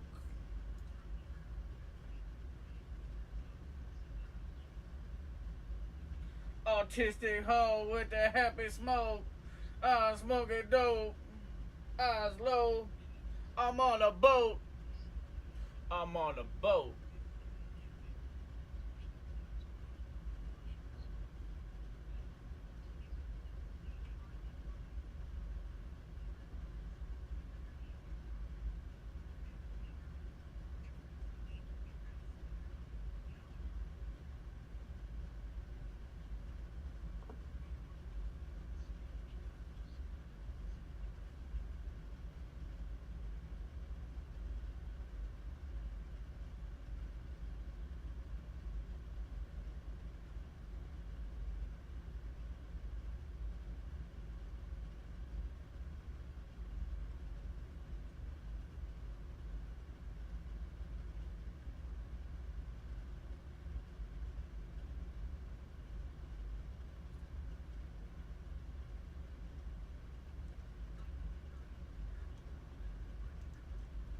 can't hear shit. This Bluetooth is low as fuck.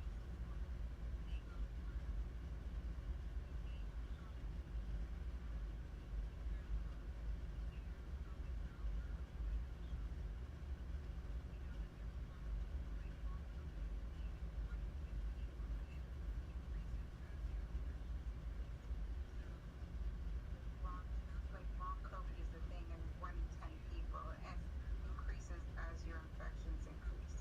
So how come they're telling people to risk their lives like this? That's my question.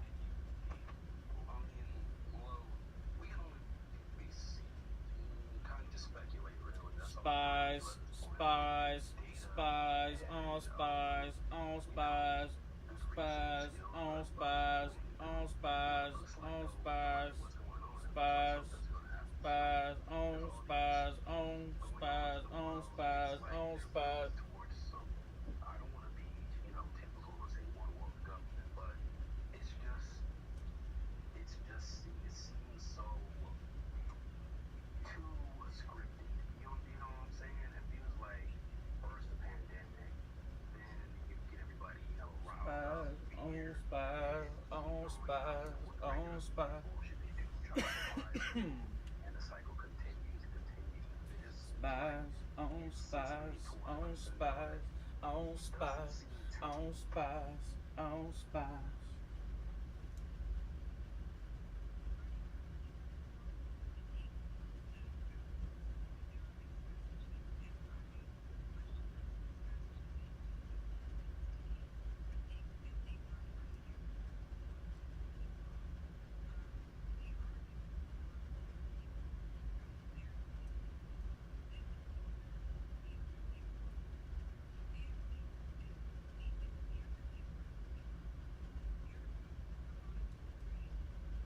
I don't even know how this shit's supposed to go in my ear.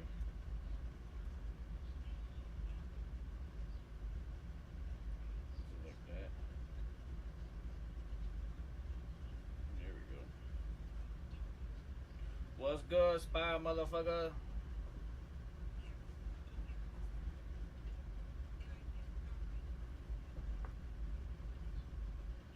What's good, Secret Service niggas?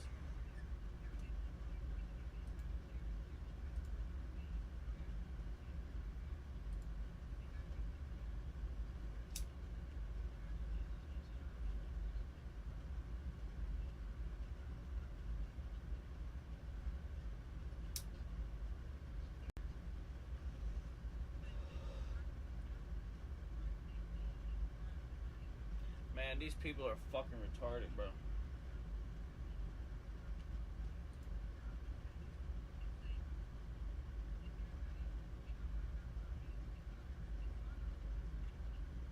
All the vaccines are not the same, by the way. They're different batches and they got different shit in it.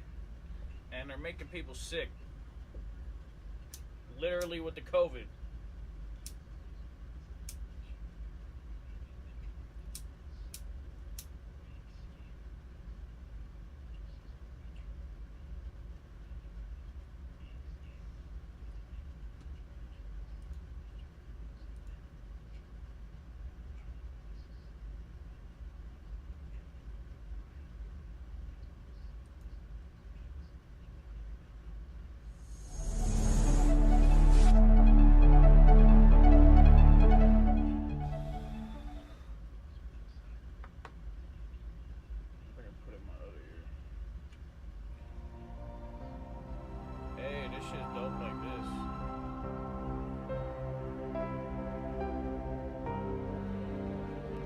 I think they backtracked for 6 months.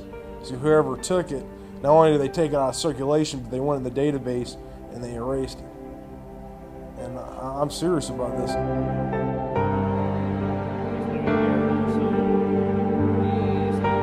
I enlisted in the Marine Corps under the delayed entry program in July of 1994. And I graduated Mount Tabor High School in Winston-Salem, North Carolina in June of 1995. And I enlisted, of course, delayed entry a year. So I went to boot camp on the 18th of June, which is a Sunday. I went to boot camp. I graduated 8 September of 95. And from there, my MOS was 0311, which was a grunt. And from there, I went to School of Infantry training at Camp Geiger in late September of 95. I did not complete training because I was injured and I hurt my back, and I was sent to the medical platoon there on Camp Geiger, North Carolina, which is adjacent to Camp Lejeune. And I was there, I don't know, for about a month or 2 months. And in late January of 96, I was given new orders and given a new MOS, military occupational skill, listing as 7212 Stinger Avenger Gunner, and subsequently given 10 days leave and then sent to Fort Bliss at El Paso, Texas. So I was in training to be an air defense gunner on the FIM 92 Alpha Stinger missile. It's a surface-to-air missile, and the Avenger weapon system, which is a pedestal and a turret with 8 Stingers mounted on the back of a Humvee. And I was in training for February to late May of 96. And then after graduating from that school, I was reassigned my first duty station, 2nd Marine Air Wing, 28th Marine Air Control Group, 2nd Low Altitude Air Defense Battalion, Cherry Point, North Carolina. And I was assigned a Battery B in June of 96. And I went on several operations, we call them ops for short. And basically, I was there, and then I was transferred over to the section for laser strike in February of 97. After going to weapons and tactics instructor 197 in Yuma, Arizona. When I got back, I was asked if I wanted to go, and I said sure, so I volunteered, and I was sent to the section. And we shipped out in March, of that year. We were sent there to provide perimeter security to this radar installation. Basically, this radar station was tracking supposedly drug aircraft that were exiting in and out of Peru and Bolivian airspace. Basically, what we were doing there, we had live ammo and weapons. And one day, Sergeant Allen and the other sergeant, and I'll remember his name soon, Sergeant Atkins. They were, and Sergeant Montalegre, and he was a staff sergeant, E7, E6. The other guys were E5 sergeant, and they came to us and said, look, we got a situation where we have an aircraft crash that's possibly friendly, and they need us to go and secure the crash site. And we're like, fine. So this is early. This is late at night. I know about 11 or 12 at night. And I was on guard duty that night, so I was already up, and it was my shift. We have 12-hour shifts, 12 on, 12 off, where we rotate our section. So we all went out that night. We got up, 3 or 4 in the morning and headed out in Humvees. We had about 5 or 6 Hummers, and we drove to where we needed to go, and then from there, we had to hump through the bush. So we got there, 6, 7, just when daylight had just started to get light. And we found the area really easy because there was a huge gash in the land where something had crashed, and it didn't break anything. I don't know if you've ever been to a crash site where you had trees just broken like in half. Everything was burned, and it was like if you had almost cut like a warm butter with a knife. I mean, it was just, it's like something on fire or had or some kind of energy, like a laser almost, and like got it. I mean, it was really strange. And anyway, I was in the front with Sergeant Allen and Sergeant Atkins. We were up front, and we were point basically, and we were like 10, 20 meters ahead of everyone else. We all had maps and radios and compasses, so we knew so we wouldn't get lost. And basically, we were the first ones to see the object. And basically what happened is we didn't go straight up the hill, because basically this thing went up the hill and then off into the side of the ravine of the ridge. This is about a 200-foot ridge at least. Solid granite. I mean, it's rock. I don't know if it's granite. It was buried in the side of a cliff. But anyway, we didn't go straight up. We went on to the left and walked up to the top of the ridge. And that's when we saw the craft. This is a huge ship, and you know, I used to be into sci-fi movies when I was a kid, but this is nothing like I'd ever seen. And when I first saw it, you know, I was scared. It scared the heck out of me. You know, I didn't know what to do, and it was just it was really confusing. So we all climbed down, and it was buried for about a 45-degree angle into the side of the the cliff there, the ridge. And I mean, this is a steep cliff. I mean, it's straight up and down, and it was dripping this surf-like viscosity, this liquid. It was everywhere, all down, everywhere when we went down there, because there were plants and everything. And it was weird. It was a purplish green color, and it was a greenish purple, and it kind of like fluctuated. Like you couldn't really, when you'd look at it one time, then you'd look at it again, and it would it's almost like it. I don't know if it was like alive and it was just changing, but every time you looked at it, you saw a different shade of greenish purple. It was strange. There was one light on it that slowly went around, and the machine, I could hear it. I guess because it was still functioning, and it had like a hum to it, like a really bass, like say if you unplugged an amp from a guitar, that kind of it was really it was really deep, and it kind of fluctuated, and then finally it just cut off, and everything just seemed to stop, except the colors and the shades, and it was still that way. When I was looking at the craft, it was buried, so I could see the back of it, and there were these large vents. Well, they look like vents, sort of like a fish gill on the back. I couldn't see around the other side, and I'm assuming it was the same way on the other side. That looked like, I don't know, that could have been used for propulsion. I'm not sure. Again, this liquid that had come out of the ship it got on my camis, and you know it discolored them and ate them almost like acid. And then it ate some of the skin off, the hair off my arms, and and I didn't know that until later on. But basically, when I was down there with the ship, there was 3 holes, and I guess I'd assume that they were hatches, but there's no way to tell. They were not flush with the with the body, the main body of the craft. There, I don't know, a few inches below. I knew there was one on top because you could slightly see it. I don't know about the other side, but there was another hatch, the same width and diameter or whatever of the top hatch, and it was kind of crooked to the side, and it was half open.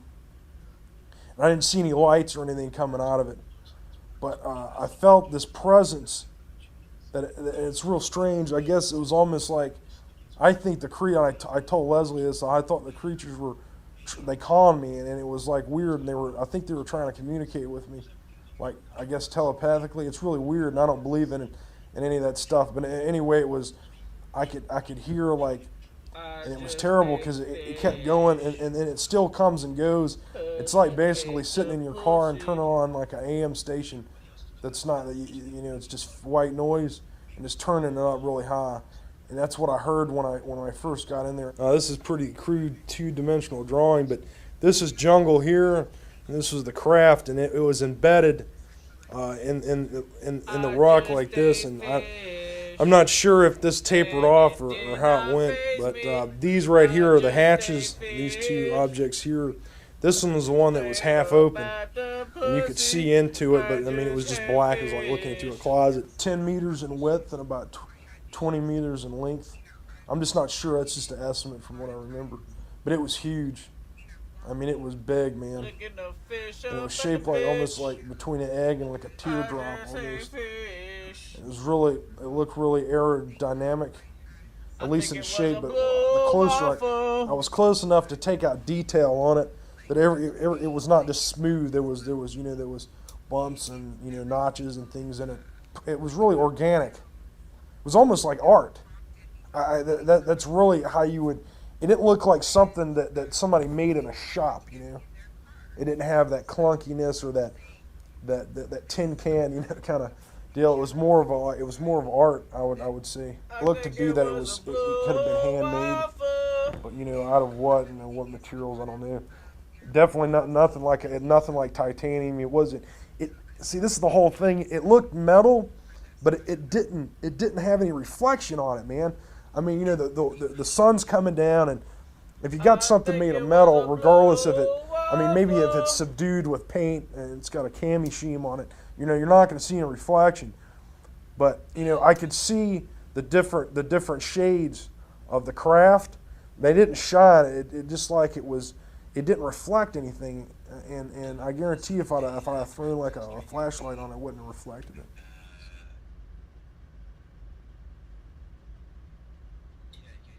Well, the creatures, I think, were calling me to help them. Everything was going to be all right. Then I was so mesmerized and into it, and, you know, Sergeant Allen and Atkins, they're hollering and they're cussing at me, you know, get the hell out of there. Why?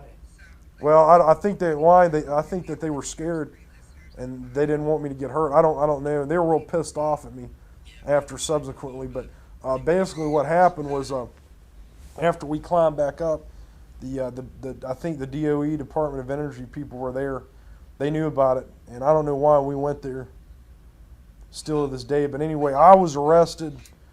I had all my gear taken from me by men in black camis. Had no name tags. They were older men, probably in their late 30s or 40s. How long was I at the site? Probably about 15, 20 minutes. We were the first people on the position, yeah. And then shortly you said there were other people? Right, there were other people. I guess they were government. I don't know. They were there, and they had containment suits, and they had guys. They had a position that looked like, I don't know if it was already there or there was some gap in the jungle where they landed 2 CH-47 Chinooks. They're Army twin rotor helicopters, and they're big, and they had guys coming out in these containment suits. They must have just got there, I don't know, while we were down in the gorge, because when we climbed up, there those guys were. There were the guys in the black camis. And then they put me on a cot that they had, and they had me cuffed with those, they had me cuffed both hands down, and then they had my legs tied together with those plastic fasteners that the police use. You know, they're like kind of like cuffs. And then they took me in the CH-47, and they sent me to, we took off, and they didn't drug me or anything like that, and I was just awake there. And did they explain why they were treating you this way? No, they said that, you know, that they were cussing at me, saying that I was a dumb asshole. And why don't you fucking people ever, you know, pay attention to orders, and you weren't supposed to be there, and you're not supposed to see this, and you know, you're going to be dangerous if we let you go, and all this stuff. And, you know, I mean, I thought they were going to kill me for about 2 days, I think. And they had a lieutenant colonel from the Air Force, and he did not identify himself.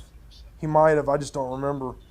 And he told me, you know, if we just took you out in the jungle, you know, they'd never find you out there. And I'm like, well, and you know, I didn't want to say, you know, I didn't want to test him to see if you'd really do that. So I said, yeah. And he's like, you got to sign these papers, and you never saw this, and I don't exist, and this situation never happened. And if you tell anybody, you know, you'll just come up missing. And he was a real abrasive, just a cynical asshole, I guess is the best way to put it. I was at the same installation, but they had me segregated with Air Force personnel for like 3 weeks, and then after that I was sent back, approximately.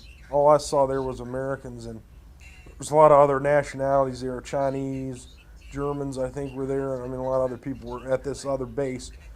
But I mean, this thing, it was really, I mean, I didn't go in, and all they did was take me to like a you couldn't call it a cell, it was more of like it was more like an interrogation room, and I sat in there for, I don't know, 15 hours.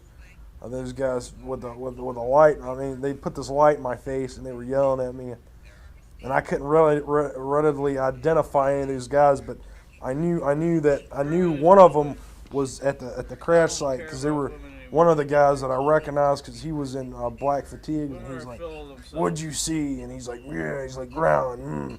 You know, he goes, "Are you a patriot? You like the Constitution?" I'm like, "Yeah." And he's like, "Well, we do it, you know, we're on our own program, you know, we don't obey, we just do what we want." And he's like, "Yeah." And they're like, and they're growling, and they're relishing, you know, and they're yelling at me, and they're hollering and cursing, and you didn't see anything, you know, and we'll do you and your whole goddamn family. And they're you know, it was basically that for about 8 or 9 hours. I mean, they took breaks. They were like, look, man, we're gonna take you off in a helicopter and just kick your ass out in the jungle, and we're gonna end you and all this. And they didn't physically put their hands on me, but I was sitting in a chair and I was handcuffed to the chair and I couldn't move. So basically, you know, it was just this like harassment. I didn't eat anything for like a whole day. No water, no nothing. I just sat there. My section was about 8 to 10 guys. They all saw it? No, just me, Sergeant Allen, and Sergeant Atkins were the only ones that saw it. Now they saw the crash, or at least, you know, the jungle where it came through. They saw all that, but they didn't go into the ridge because, like I said, we were 10 to 20 meters in front of them, and they radioed to Hall that we found it and everything's fine. It was in late March, early April of '97. So we're talking, like when I got back, you know, I approached Sergeant Allen about it because, of course, he's married and got like 1 or 2 kids. And I went to his house on base housing. He got all upset and threw me out of his house. Said he didn't want to talk about it. And I mean, I guess they scared those guys too, man. And see, I mean, you got to understand, you know, I can't speak for the rest of the armed service, but the Marine Corps, it's monolithic. And when they're told to do something, they're gonna do it. And if you don't want to go along, they'll basically railroad you. I didn't want to keep my mouth shut about it, and I told my First Sergeant Powell. I told him about it, and I don't even know if I don't think he's still there anymore. I mean, we're talking 3 years ago. So yes, there was life forms in the ship. They were. It's almost like if someone was like reading your mind, and that's the way it felt. And I felt like I felt a presence.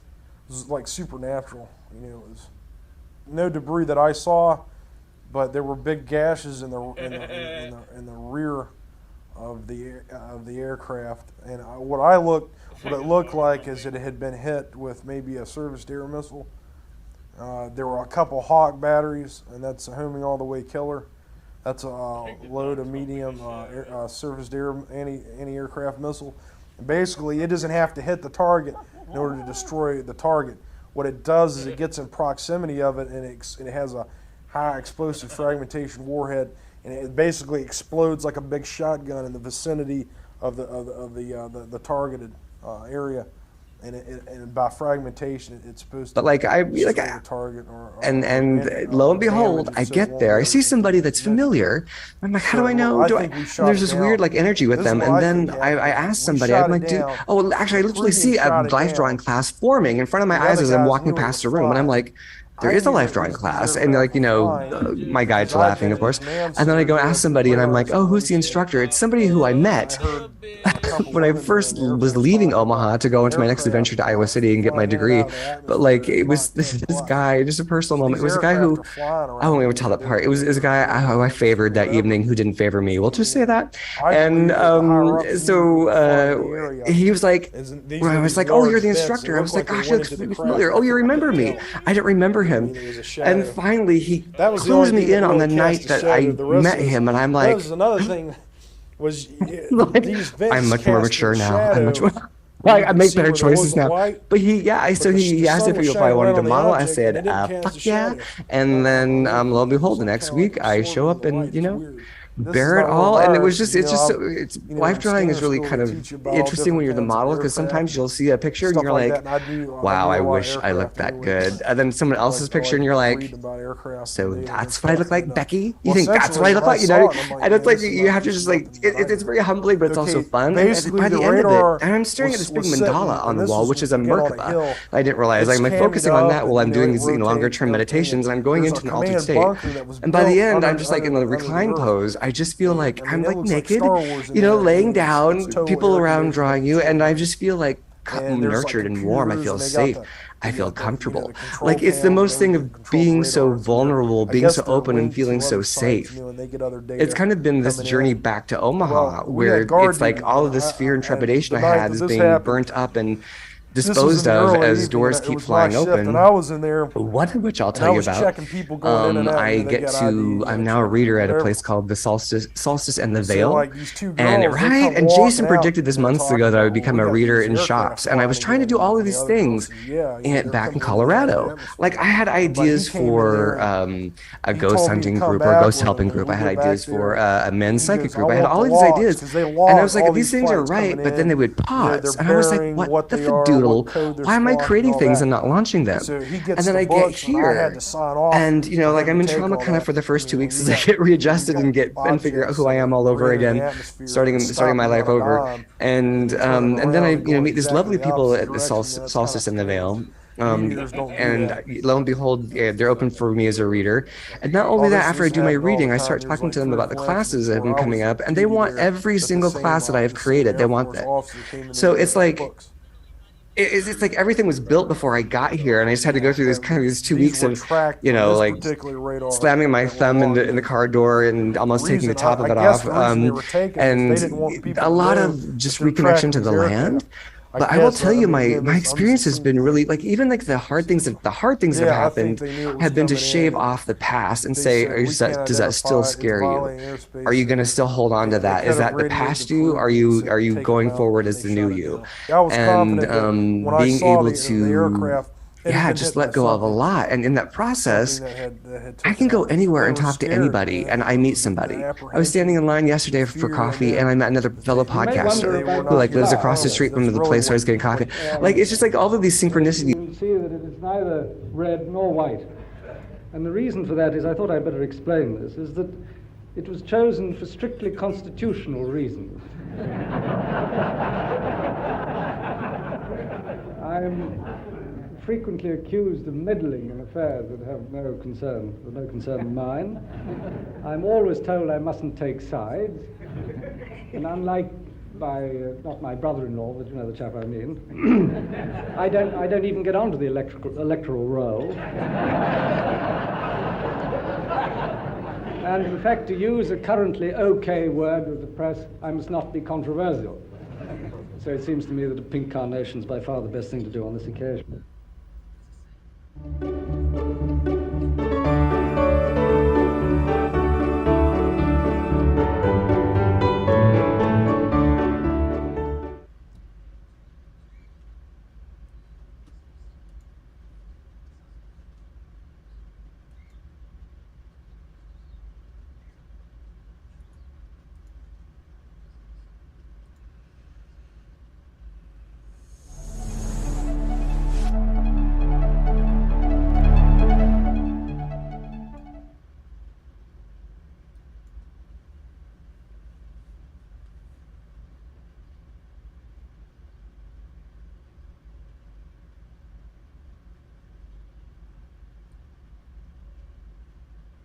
My name is Don Phillips, and I live in Los Angeles, California.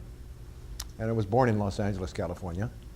And I have worked with government-sponsored agencies, as well as spent my appropriate time in the military, and as a civilian, but also as a military person. I did have experiences with what we would refer to as unidentified flying objects.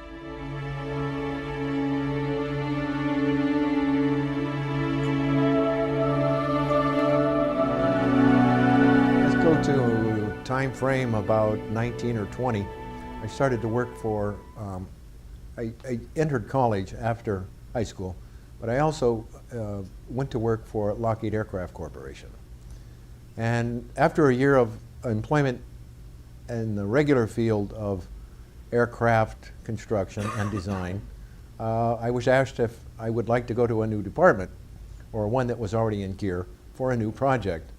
And of course I said yes, not knowing exactly what it was, but I figured that it was in my best interest, and I did have interest in it because I got a little inkling of it from the person, the upper management that had told me about this. Now, my studies had to do with the design, engineering, mechanical, electrical, and aeronautics. I was a pilot, a private pilot at that time, and still am. And at the time, what would it be, 1961, 62, I started my new job in what is called the Skunk Works. And I was introduced to the various divisions of the Skunk Works. It was purchasing, expediting, and engineering. I served in all of those during the 60s, and this went through 1965. Our projects were, of course, a contract special aircraft, flying aircraft, for the government, the United States government, and other agencies of the government, of course, supplied pilots. And I say this because it's important to the defense of the United States and the free world. Free world means those that believe in the opportunities for all humankind. The projects that I worked on were ongoing, and when I left the employment of the Skunk Works to go into the military, I felt that this is something I wanted to come back to after serving my country. I think it was 1965, actually, when I first went into the military and discovered that some of the assignments that I was put on in Las Vegas or near Las Vegas, Nevada, were very much in close proximity to our areas where we tested our aircraft, and a lot of commonly known as Area 51. We call it Dreamland, the Hog Farm, the lake. You know, this place would flood once in a while, and it was really unusable as far as landing and taking off, but that's beside the point. What the side that I know it from is that it is high security, and not really having to spend too much time in the area. I got a lot of feedback from people from my division at the Skunk Works as to what is happening out there. We're testing airplanes, and everybody knows that it tested special aircraft, such as the Blackbird, which I'm very proud of because that's my baby, and it holds some of the world's records to this day. Now, the thing about being in the military in that area is that they were radar sites, and we were attached to Nellis Air Force Base. Now, Nellis is a flight test, pilot testing, or pilot training base for the U.S. military, but at the same time, it teaches and brings in pilots from other countries. North of Las Vegas, way up at the end of the northeast of the gunnery range, there is what we know as the Area 51. But across the highway that goes north from Las Vegas is a site called Angels Peak. Angels Peak in itself covered the Area 51, covered the demonstration teams, the Thunderbirds as we know them, but it also covered a lot of other area like the Atomic Energy Commission test grounds to the west and to the north. Angels Peak was a classified radar installation, and it's a lot of radar installations as we know them are up in the middle of nowhere. This one had a nice setting because it was east of Mount Charleston. So we would monitor the aircraft coming from Las Vegas into Area 51 or whatever passed by.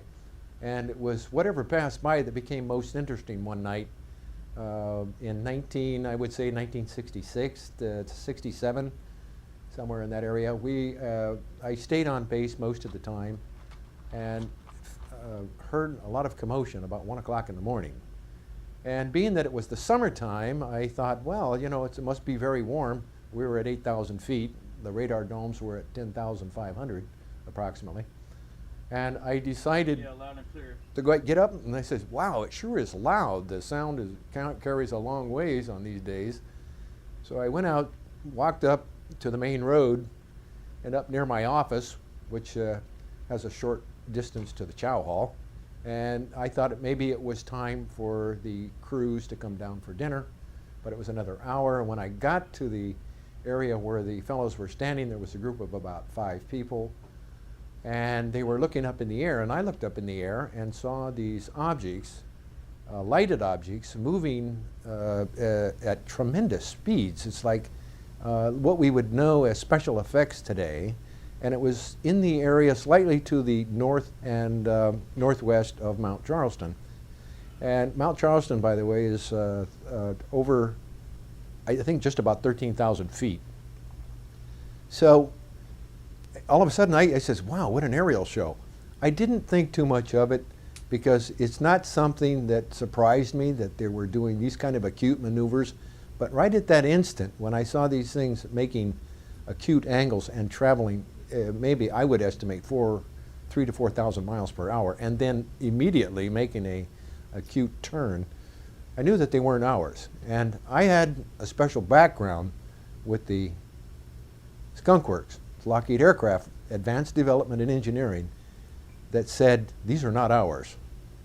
And having been a pilot, I'm thinking, what kind of forces these, if there were people in these craft, what kind of forces their bodies are taking? Then I said, well, these have to be guided by some type of intelligent pilot, if you will, and being a pilot. And I thought, wow, how long will this go on? So it went on, apparently, from my point of view, for about another 90 seconds. And then all of a sudden they seemed to group from what would be hundreds of miles in the sky to the east or to the west. And they came into a circle, rotated in a circle, and then disappeared. And I thought, wow, what a show. So the security sergeant happened to be on duty. And we all looked at each other and says, gee, this is really something. And he said, well, we shouldn't really say anything about this, and just let things take their course of events. Well, I had a buddy that was the chief radar operator named Anthony Kesar. And Anthony was the first one to get off of the bus after the door opened. And I was standing right up close to the doors when they opened up. It's a military-style bus, Air Force. And I looked at him, and Anthony's a very large fellow with this blonde flowing hair and a jovial spirit. And he was as serious as anybody could possibly be. And he was almost as white as a sheet, as blonde as his hair. And he'd usually get a good tan as well. But this time he was different. And first things, he took one step down the steps, and he looked at me and he said, did you see those? And I says, yeah, we've been watching him for some of them, the fellows have been watching for the last 4 to 5 minutes, and I've seen him for maybe a little more than 90 seconds. And he says, we saw them on the radar screen, and we documented them. He says, they're not bogeys, they're not apparitions, they are real solid objects. And of course they would have to be, in order to get a fix with radar, the kind of radar we use there, would have to be a solid object. And it's not that we tracked them with the radar, they would go in and out of the signal and register that way. And there were, I think he finally documented that there were 6 to 7 because it happened very quick and it's very real. So as far as the inhabitants thereof, we don't know. But the fact that they can perform the maneuvers and travel at the speeds that we estimated, and also as estimated by the radar operators and their scopes. What did they estimate? They estimated around 38 to 4,200 miles per hour equivalent ground speed. I mean, that's really quick. I mean, these things are darting across the sky. First, they look like a star, and then they move in any direction, triangle, or make any kind of a straight line, or just hover. There were, let's say, 5 of us on the ground. That's including myself. And in the radar towers on duty that night, at least 4, plus the officer of the day. And so, you know, there's a couple of handfuls of people. Now, when there's an occurrence such as this in the Air Force, most of us had at least secret, most of us had top secret, and then there's a few that had above top secret clearances. Myself, I dealt with the documents, so of all types, and for that bit of that time period in the service, it was top secret. The people that would record the information, all this is recorded, and it is documented, and then it is signed off, and then it is put in the archives. And our division, our radar squadron, was part of the 26th Air Division, which was in Phoenix, near Phoenix, Arizona. So where they go from there, it could be, you know, the Pentagon, it could be United States Air Force headquarters. They were definitely, I mean, the way I pictured them, they were bigger than some of the closest stars, much bigger. You know, I would say by the size of a 50-cent piece, you know, about, you know, I don't know, about 10, 12 feet away. That's what it looked like. Maybe a little bigger. But like a silver dollar, there we go. And moving across the sky in a manner that did not leave a trail, okay?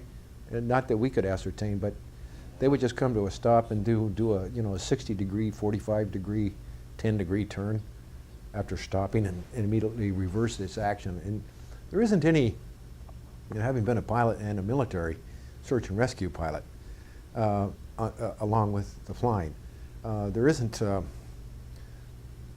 any kind of training that we can take that can bring us into a realm that can withstand that kind of a speed and then stop and immediately go back the opposite direction and accelerate from 0 to, you know, up to 3,000 miles an hour. When I was working with the Skunk Works, we signed an agreement with the National Security Agency and the National Security Council, as well as the CIA. And we kept very quiet about things because they always knew where we were and what we were doing. And I automatically had that team spirit, and we were a big family there, and I was very proud of that, having worked directly for Kelly Johnson. I'll put it this way, I'll answer you this way. Yes, there were new projects being launched all the time. And yes, there were new propulsion systems at that time. And you understand that the SR-71, we took some great risks. And I feel... Yeah, but that was internal combustion. Well, not, yeah, it was, but it was very advanced. And some of the technologies that we learned, I was asked a question by a fellow businessman several years ago, 1997. Do you think that some of your, the technology that you incorporated into that aircraft came from outside sources, outside the planet Earth? And I says, it's very possible. But I says, you have to remember, we came up with some, we still have to make it work here on planet Earth. And yes, there's a good chance, but that, nevertheless, everything worked quite well. And the propulsion system that you're asking about, I heard that there were, but the left hand never knew what the right hand was doing, and for good reason. Again, they didn't want us asking questions. They wanted to stay focused on the projects that we were working on. I came in at the tail end of the U-2 project. That still continues, the use of that type of aircraft. And went all the way through. The first 4 models that I had to do with design and the construction and the eventual flight test were not the first military models. We have another Air Force in this United States that works on contract, and I won't identify that name. And Dr. Greer, if you have to edit this out, would you please do so? It's of the last, it's a 3-letter agency, and I feel that they worked with contract pilots, very good pilots. So our first 4 models were for them. They were very special models. And then came the SR-71, otherwise known properly as the Blackbird. So the propulsion systems, yes, there were new ones being developed. From what I learned over a period of years, anti-gravitational, actually using the force that is generated by naturally by the planet Earth, is to repel off of it. There was research going on with that, maybe by consultants to the Skunk Works. We know, we can safely say that yes, there were some captured craft from 1945 or 47, was it? In Roswell, New Mexico, and yeah, they were real. And yes, we really did get some technology from them. And yes, we really did put it to work. And we can thank people in the United States Army to have the foresight to put these into industry for the benefit of the people of the world. I know this to be a fact. We put it to use, but it took us a long time to figure out what it was, and then figure out how we can use it, and then what to use it for. And are those products useful for humanity? It wasn't until actually later on in the 80s and 90s, this recent, when I founded a company called Light City Technologies. It was a technology development corporation of a secret nature. We work with data signals, avionics, computer, and as I had talked with you before, we knew each other from certain agencies of the military in contract with the CIA or other branches of usually called unseen industry. I would say that's a good term. We can term it black, deep black, or hidden. And okay, that might be okay for the popular, but having participated in it, and we still do once in a while, on contract, because we might get something useful that can save lives and save money as well. For everybody, not just this country. The question that there is advanced, some people call them advanced races. Well, the knowledge that I have of these technologies coming with the aircraft or the craft that were captured here, I didn't see the craft, nor did I see the bodies, but I certainly know some of the people that did. And of course, they're passed on now from their earthly bodies, but there was no question that there are people or beings from outside the planet that have lived here for a long time. And it isn't just something new that's been happening in the last couple of years. There's been NATO research conducted, joint research, joint meaning many different countries, and this it's been documented as to who those races are and their population at that time, and this was back in the early 60s. This is when what precipitated the need for our aircraft was the result of these reports coming out from NATO. These reports were started in the late 50s, they were finished in the early 60s and disseminated to the appropriate leaders of various countries, I think, but they were kept under lock and key, if you will. And the prominence or the greater exposure or greater occurrence of unidentified flying objects became, what would you call it? The objects became more known. And they actually stopped. They would communicate. We have records from 1954 that were meetings between our own leaders of this country, as well as a meeting with the leaders of our country here in California. And as I understand it from the written documentation, that we were asked if we would allow them to be here and do research. And the statement I have read was that, well, how can we stop you? You're so advanced. And I will say by this camera and this sound that it was President Eisenhower that had this meeting. And it was on film, sort of like what we're doing now. Bringing it up to date, their NATO report gave that there were 12 races, and that the final summary, they had to have contacts to go to these races in order to understand who they are, what they're doing, and what they could do. And it didn't get into the contacts, but it certainly did verify that they haven't been here for just a few years, maybe hundreds, maybe thousands of years. And this was written in the text. Getting back to the technology that we might have used, the chips, the lasers, the night vision, the what we call bulletproof vests, and a few others. These were all used, these were all developed. The chips, what they call the central processing units, were developed in great strides. Now, why did that happen? Why you put a few things together and do a bit of research, you think, wow, boy, we did benefit. And in several talks, these people, it wasn't because they were necessarily sharing the technology, it's because we picked it up and put it into what's called the file cabinet. And we ascertain, like, oh, are these people safe? Are these people that have come in out from outside, are they hostile? Well, if they were hostile, my own knowledge is, and feeling, I don't know about all of them, is that we could have been, with their weaponry, as it might be used, it could have destroyed us a long time ago, or it could have done some damage.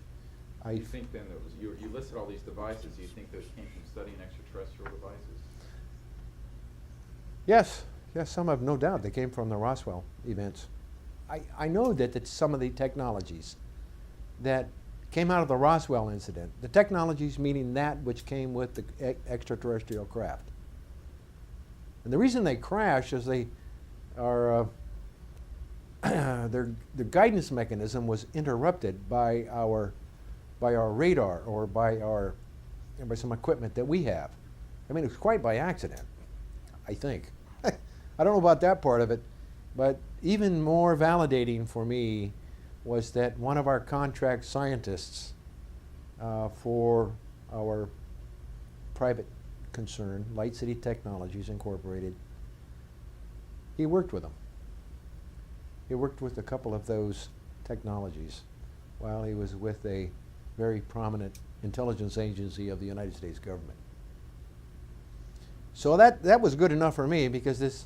What did you learn from that? What I learned from that? I thought anything's possible.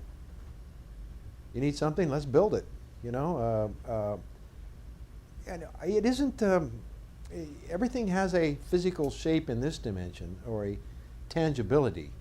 The ideas, everything starts out with an idea. It had to start out with an idea for these visitors to planet Earth. And maybe they had color-coded what we would call fiber optics today that could bend light and that could guide light to one data location to another data location. Well, guess what? We've been talking about it for 6 years. We have that type of technology now. The one person that I've talked to only outside of the military or the government level that would otherwise keep this out of the public view is Dr. Greer. And the reason for that is because he makes it the professional approach, which is more in line with the way we were in the military. Yes, the lenses, there were some actually what we would call the eyeball coverings that allowed the inhabitants or the people inside the craft that made the journey across space, allowed them to see in the minimal light that we know is now present during space travel. And we know that from our own astronauts as well as astronauts of other countries. These lenses magnified light, but also brought in a certain type of clarity. And my reason for mentioning this was that it was Earth doctors and specialists and interested in what's beyond all this, beyond the physical world, that got them into the removal of these lenses. I think there's a lot of this has been well documented by Colonel Corso. I'm sure you're familiar. Maybe you know him. You know, who was there with him? Well, there were a lot of people there with him. But a lot of the things that are said in the book or documented in the book by the How for Corso, I can verify, corroborated by the people that I have worked with and do work with now. So I can say that what I know about it is very true. The pathway that it took, that's another story. We talk about hidden technologies. Why don't they, or all these hidden things, and why don't they let people know about it? Well,